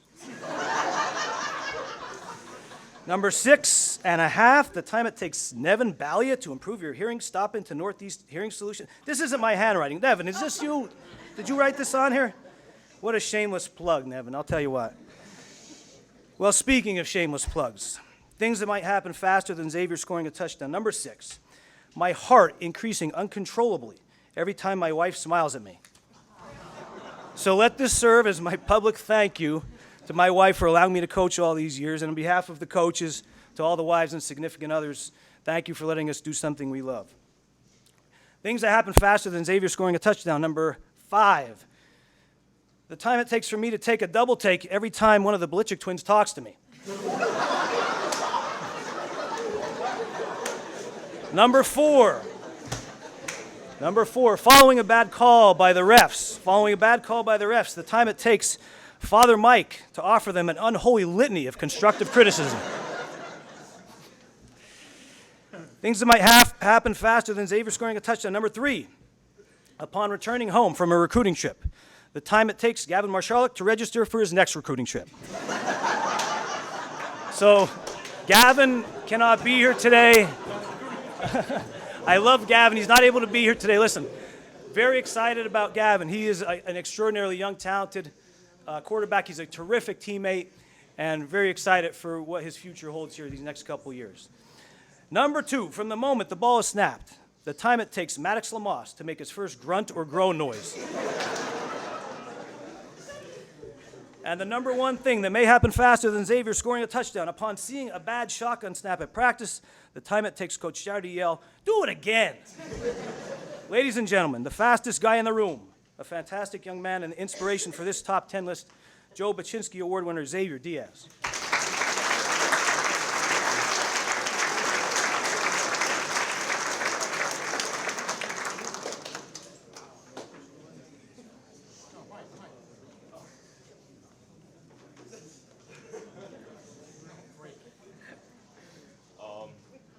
Thank you, Coach Higgins. And I already said all my thank yous, so thank you again.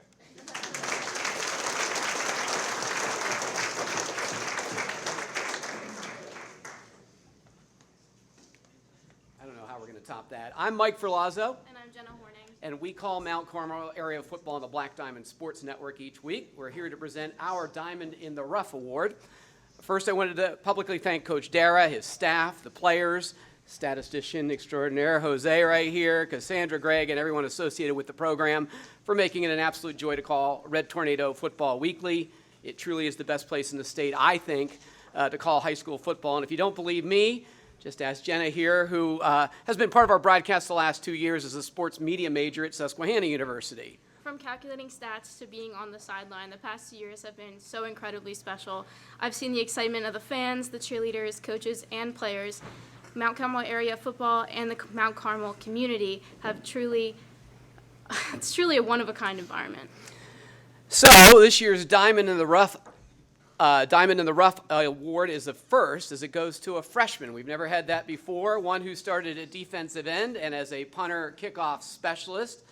He finished the season with 44 solo and 59 assisted tackles for 103 total. First time a freshman reached the 100 tackle mark, obviously making it a new freshman record. Also 17 tackles for loss, which was a new freshman record.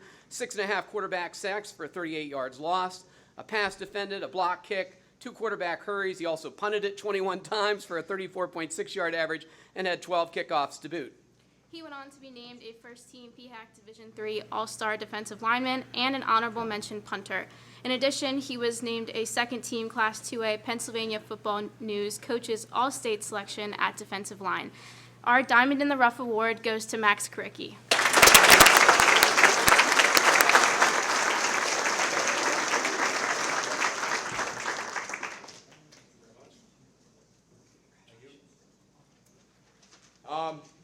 Thank you. That was some amazing words about my first year on the football team here. I have to start off by thanking my parents, being there for me no matter if I'm in the right or the wrong, always there. All my coaches, coming into this year, things were a little shaky, completely learning a new skill set. And, Coach Shee getting on me every day, Coach Dara, I really appreciate that. That was a huge part of my first year. I want to thank my teammates, especially the seniors. Coming into this year in the offseason, they all just took me under their wing as one of their little brothers, and, it was truly an honor to just be part of that bond with them. I want to go on to thank the Brady Fire Company. This is an amazing thing we have going on here. I want to thank the community. It's truly amazing the amount of support that a high school football team could have. You don't see this anywhere else, probably in the country or in the world for any other sport. I want to thank Star Physical Therapy, the countless hours I spent in that weight room, just doing my thing, It's great. Tom has a great thing going out there, but that's about it. Thank you.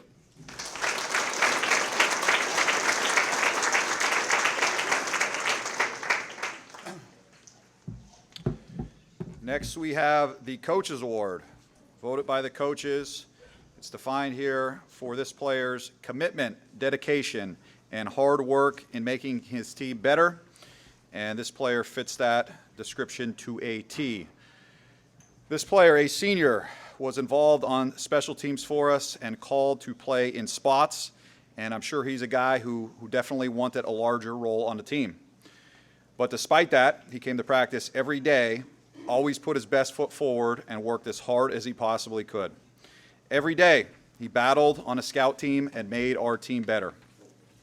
I am very confident that this young man is going to go on to great things, and I hope that being a member of this team helped make him a stronger person. This year's winner, Orville Fesniak.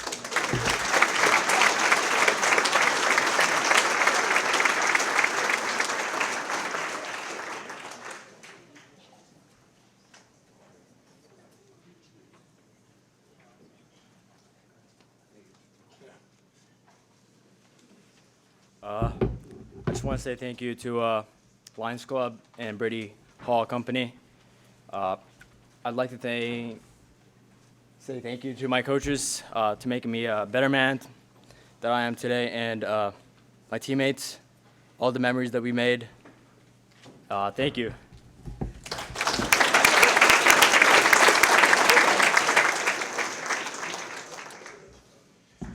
Now we have the Dan Ficca Tornado of the Year Award. Dan Ficca graduated from Mount Carmel area, went on to USC, and then on to play in the NFL for the New York Jets.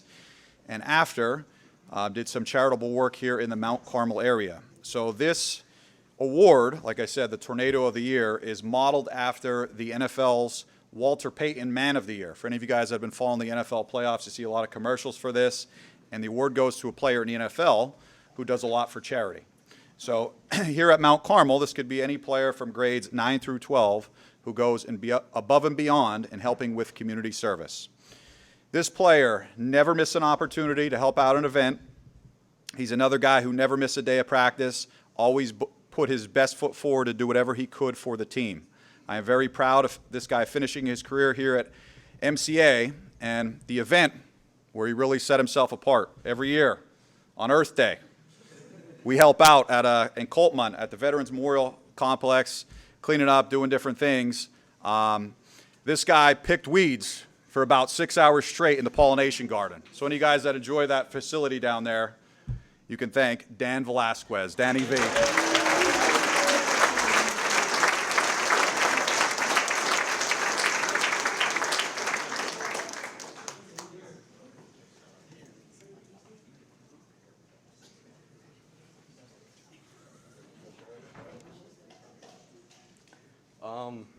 I just want to say thank you to the Lions Club for setting this up, all the coaches, my teammates, everybody that's here, and it was not fun picking those weeds, but I got something out of it, so thank you.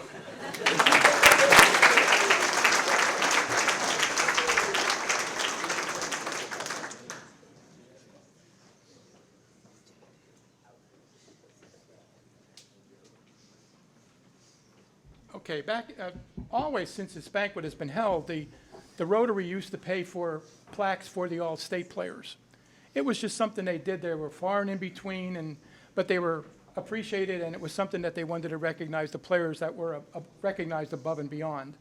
In 2017, I began sponsoring this award because Rotary had run out of money, and they were just sort of getting by and having the banquets. I figured I can do this. You get one guy every other year, maybe two once in a while or whatever, but I'm going to have to start a GoFundMe now because this year we have 6 of them. You've heard from all of them, so I won't talk a whole lot about them, but we'll bring them up and we'd like to recognize them, and they're going to go up on a wall, by the way, a wall that I'm very proud of in the weight room. I had to make more room to get them up. However, I have pictures from 4 of them and I'm ready to go, but 2 of them haven't gotten back to me yet. I won't embarrass them and I won't say who they are, but I'm going to put the pictures up soon, and if you don't get me the picture, then I'm going to put them up without you. I'm sorry, but that's the way it is. But anyway, for your outstanding efforts in selection to the Pennsylvania Football News, coaches select first team defensive athlete Matthew Belichick.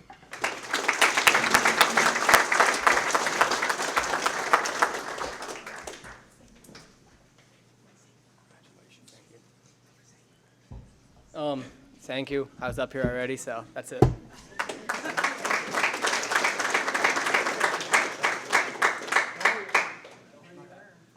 Okay, this next guy was up here already, and the only thing that stood out to me were the earrings. But anyway, for your outstanding efforts in selection to Pennsylvania Football News Sports Writers, first team running back, Luke Blessing.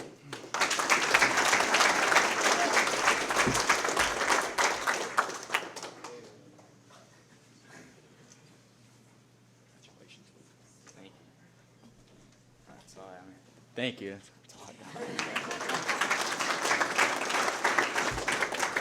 All right, Michael, just for the record on the top 10 fastest ever, there have only ever been 5 athletes at Mount Carmel that ran sub-11 in a 100-meter dash, and Xavier Diaz is obviously one of them. However, we're going to challenge him this year. The top fastest 2 times in Mount Carmel area history are Nick Sebas' 10.5 and Nick Sebas' 10.7. Xavier, I think you have a 10.8 so far. You were doing that last year before you got hurt, so we're going to challenge you this year. You know where you have to go. But for your outstanding efforts in selection to Pennsylvania Football News Sports Writers First Team, Pennsylvania Football News Coaches Select First Team, Xavier Diaz.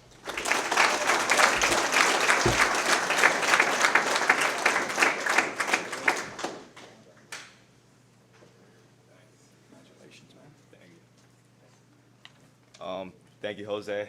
Definitely getting that 10-7. Thank you, everyone, again. And since we talk about firsts, we also mentioned this before a little bit, but we've had 98 Mount Carmel players selected to all-state teams since 1939. None have been a freshman until this year. So Max Karicki, for your outstanding effort and selection, Pennsylvania News second team.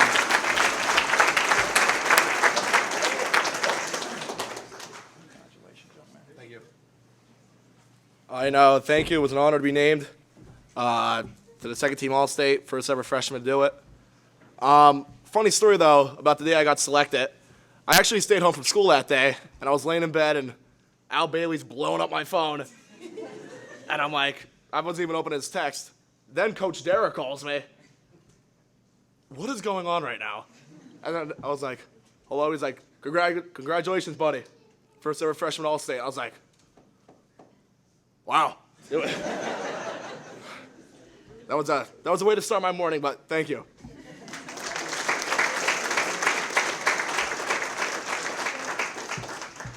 I'm really excited to see where this young man heads over the next 3 years, because I haven't seen a freshman with as much poise up here and confidence. So, Max, keep it up, whatever you're doing. Keep doing what you're doing. The next guy we honored before, he's a two-time All-State player. Your outstanding effort and selection to Pennsylvania Football News Sports Writers First Team, Pennsylvania Coaches Select Second Team, Jacob Schultz.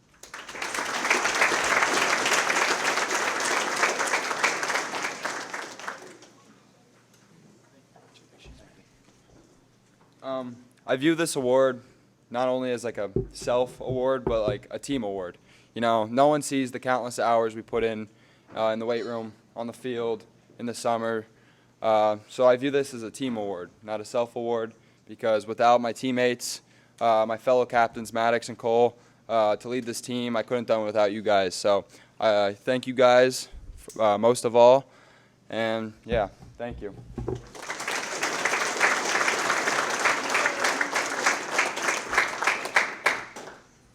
Coaches, you know you're doing something right. Parents, you know you're doing something right when you hear something like that. Spread the love. It's the way it's supposed to be, and that's why we're going to be successful again. This last guy is second time. He can be one of only 4 or 5, I think, that have been 3-time selections next year if he gets back in the weight room, keeps working. I yell at him all the time. I know he gets mad at me, but I just see so much potential in a young man. I want him to be as good as he can be. But for your outstanding efforts and selection of Pennsylvania Football Sports Writers First Team, Pennsylvania Football News Coaches Select First Team Offensive Lineman, Noah Shimko.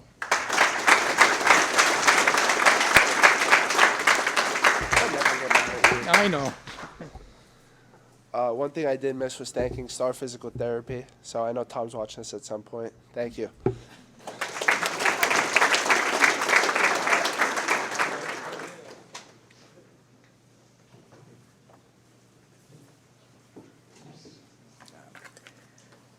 I just want to thank Coach DeFrancesco. Thank you for your speech today.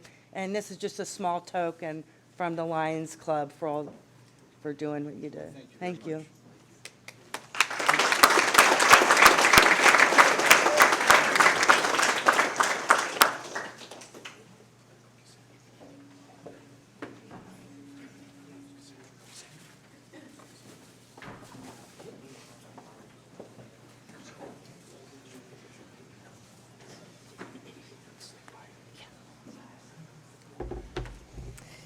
So I just want to thank again the Lions Club. Before last year, there were no cheerleader awards given at the football banquet, but last year that had changed. So thank you to the Lions Club for recognizing that our cheerleaders do deserve some awards this year. We will be giving out a few awards today, and 3 of which recipients will receive at graduation later this year, but I would like to recognize them here today. So our first award is given out each year by the Junior Red organization. It is given to a senior cheerleader who has cheered through the Jets or Junior Red organization and then has cheered through our junior high and high school cheerleading program.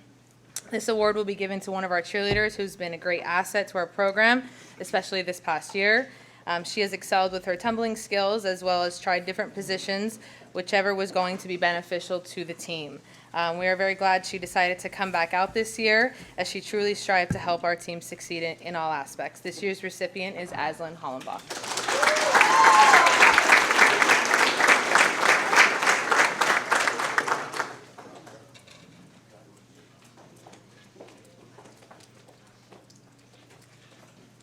I just want to thank my parents. They've always supported me.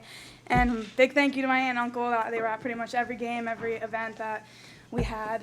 Obviously, you don't go into something and know the outcome of it, but I am very lucky to say that I'm a district championship, and we did go to state, so that's a big blessing. And yeah, thank you to Lions Club, football players, band, everything throughout the season, all the sponsors, and yeah, thank you.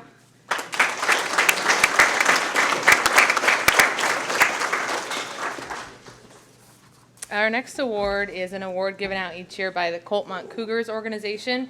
It is given to a senior cheerleader who has cheered through the Cougars organization and then has come through our junior high and high school cheerleading program.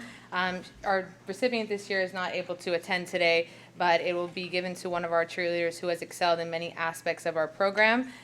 She cheers for our sideline cheerleading team and has shown constant dedication throughout this year.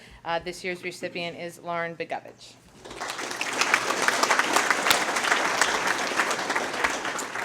Our next award is given out by our booster organization each year to a senior cheerleader who is all in all the time. It's kind of our little slogan. This cheerleader has been nothing but an asset to our program over the years. She is one of our top girls, easily coached, and shows a great deal of dedication. It has truly been a pleasure to watch this girl grow in the sport of cheerleading over the years. This year's recipient goes to Olivia Boyer.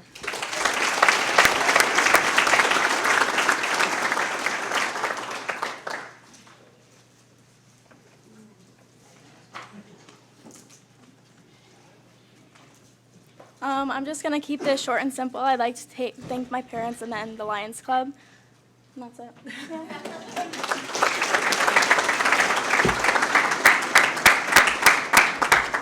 Our next award is our Sportsmanship Award. It is given to a cheerleader who displays great sportsmanship both on and off the playing field.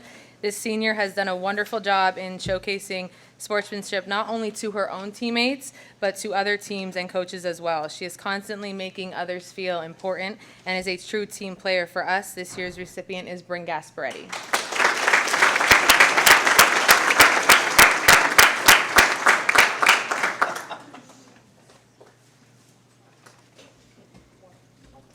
I like to thank. Is this one? Okay.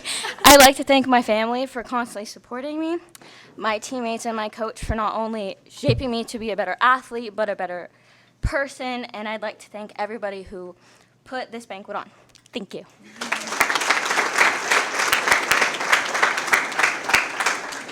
Our next award is our Dedication Award. This award recipient has shown this time and time again throughout the last 3 years that she has been part of our program. She is one to constantly show up for herself, her teammates, and her coaches, doing anything that we ask of her. She does not only show up through cheerleading, though. She does this in everything that she is part of. I sometimes don't know how she balances everything, but she surely does it with ease. She has been a great voice for us on the sideline and on the competition mat and is always willing to do whatever is needed for our team. This year's recipient of the Dedication Award is awarded to one of our captains this year, Ava Chapman.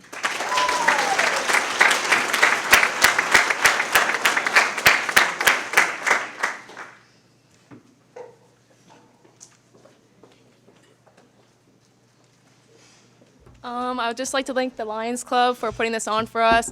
I'd of course like to thank my family for constantly supporting me and my coach and my teammates for always being there for me and allowing me to have a super fun senior year. Thank you.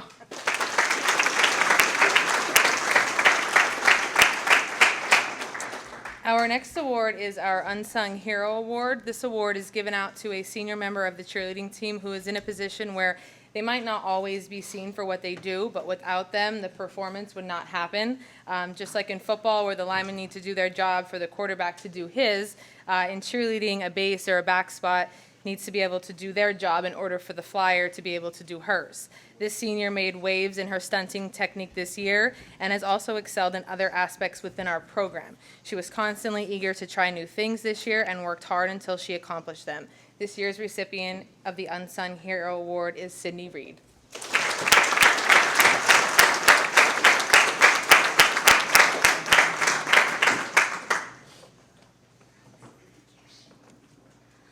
I would like to thank my family for the constant support, my teammates and my coach for constantly pushing me to be a better person, and the football team for making it a great season to cheer for, and thank you.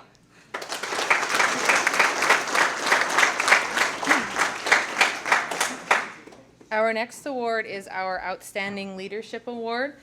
This senior has been a natural leader on our team this past year. She truly showed the love that she has for this sport and was constantly motivating others around her, always making the most of her time as an MCA cheerleader. We're very glad that she was part of our program, as we are glad for all of our cheerleaders to be part of our program. But you really, if you were in the sideline or in the stands and you looked out in the sidelines, you really saw how much this program meant to her. This year's recipient of the Outstanding Leadership Award is Bella Brzozowski.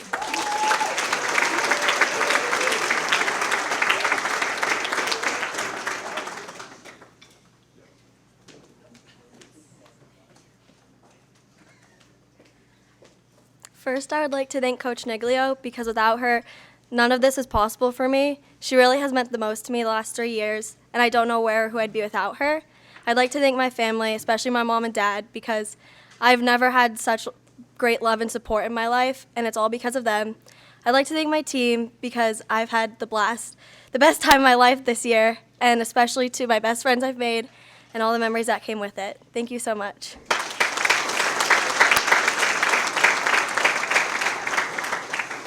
Our next award is our Coaches Award. This award will be given to a senior member of the team who has been part of our cheerleading program since she was in 7th grade.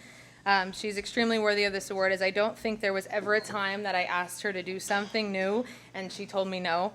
I've asked her to do a lot of things in the last 6 years, and every time she has truly done them without hesitation.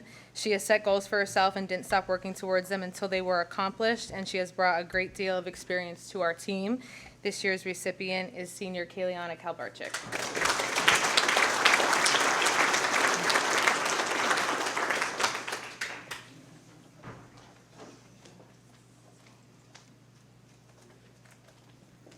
Okay, can you hear me on this? Okay, so first I would just like to thank my mom. She was by my side for the last 11 years of cheering, so it's meant a lot. She's been at as many pep rallies, games, competitions, everything. Next, I want to thank my coaches, Coach Niglio, of course, and also Coach Heim and Coach Monger. Without you guys, I wouldn't be where I am today. You guys made me love being a cheerleader and helped me continue doing it till this very moment. Thank you guys for being there when practices or competitions got stressful and I needed someone to calm me down and keep motivating me. Coach Niglio especially, thank you for always pushing me to do the best I can and for the endless motivational words. I'll miss hearing you say, try this stunt one more time, or get the mats out, put them away. Thank you for being my coach and teaching me so many valuable lessons. I'd also like to thank my teammates for an endless bond. We're like a family. And I'll never forget all the memories that we have shared. I've met some of my best friends because of cheer, and I love you guys. And finally, of course, I'd like to thank the Lions Club. Thank you.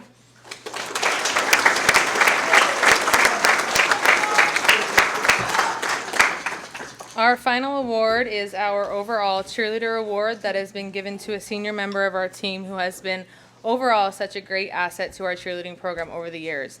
She has always showed a positive attitude, and her energy and love for cheerleading has been a constant every single year that she wore the MCA uniform. What I think always stood out the most was her presence on the mat and her ability to make her teammates feel important. I remember when she was a freshman on our JV team, and it was our first year having a competitive cheerleading team, and I had asked her, as well as 2 other freshmen, to come up on the team, and none of them had any hesitation in their answer. Even though I don't think they knew exactly what they were getting into at the time, they didn't stress any hesitation, but it showed how much they wanted to be a part of something special at such a young age. This senior has always led the crowd with a smile on her face, and her love for cheerleading has shown over the years. This year's overall cheerleader is senior Hannah Benedict.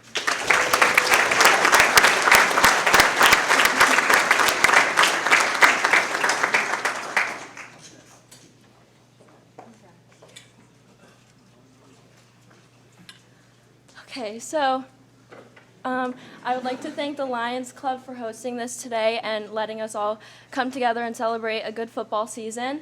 I'd like to thank my coach, Miss Niglio. She's a great role model, and she's really helped me grow into the person I am today. And of course, I'd like to thank my parents. I love them so much, and I don't know what I would do without them. And then I'd also just like to thank my teammates because they're my best friends, and we've made such great memories this year. Thank you.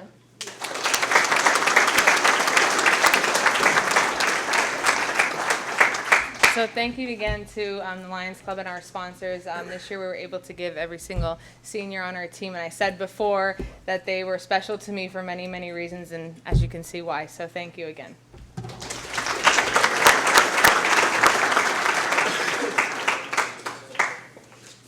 You want to finish up?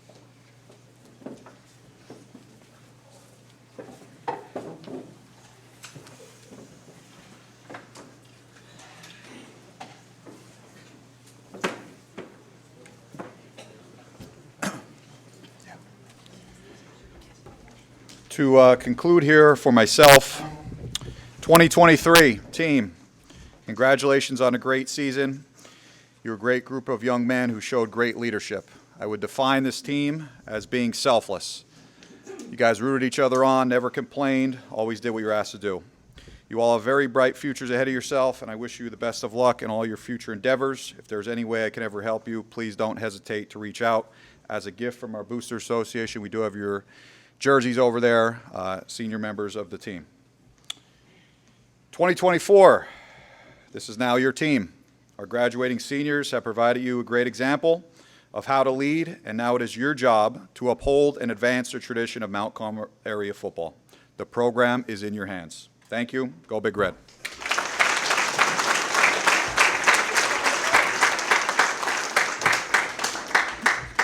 Well, that wraps up number 105. Hard to believe and hard to say that, but it's the truth. Thank you all for coming.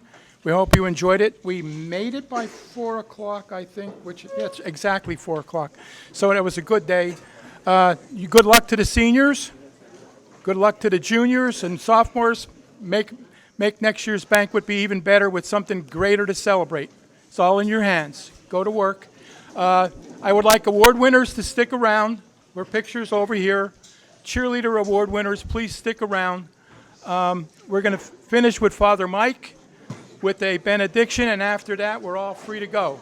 Once again, thank you for coming, and hope you enjoyed the program.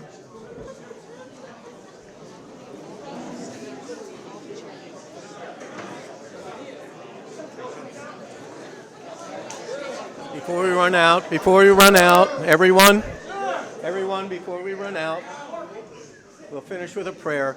I do have to say, I did not win any awards this year, but I won the biggest award, and that was being associated with these young men and these young ladies during the entire football season. And for me, that was the most heartwarming and joyous experience that I could ever have. So I want to say thank you to all of you for giving back to us as part of the community, the joy of being MCA Big Red fans. If we could just take a moment and pray.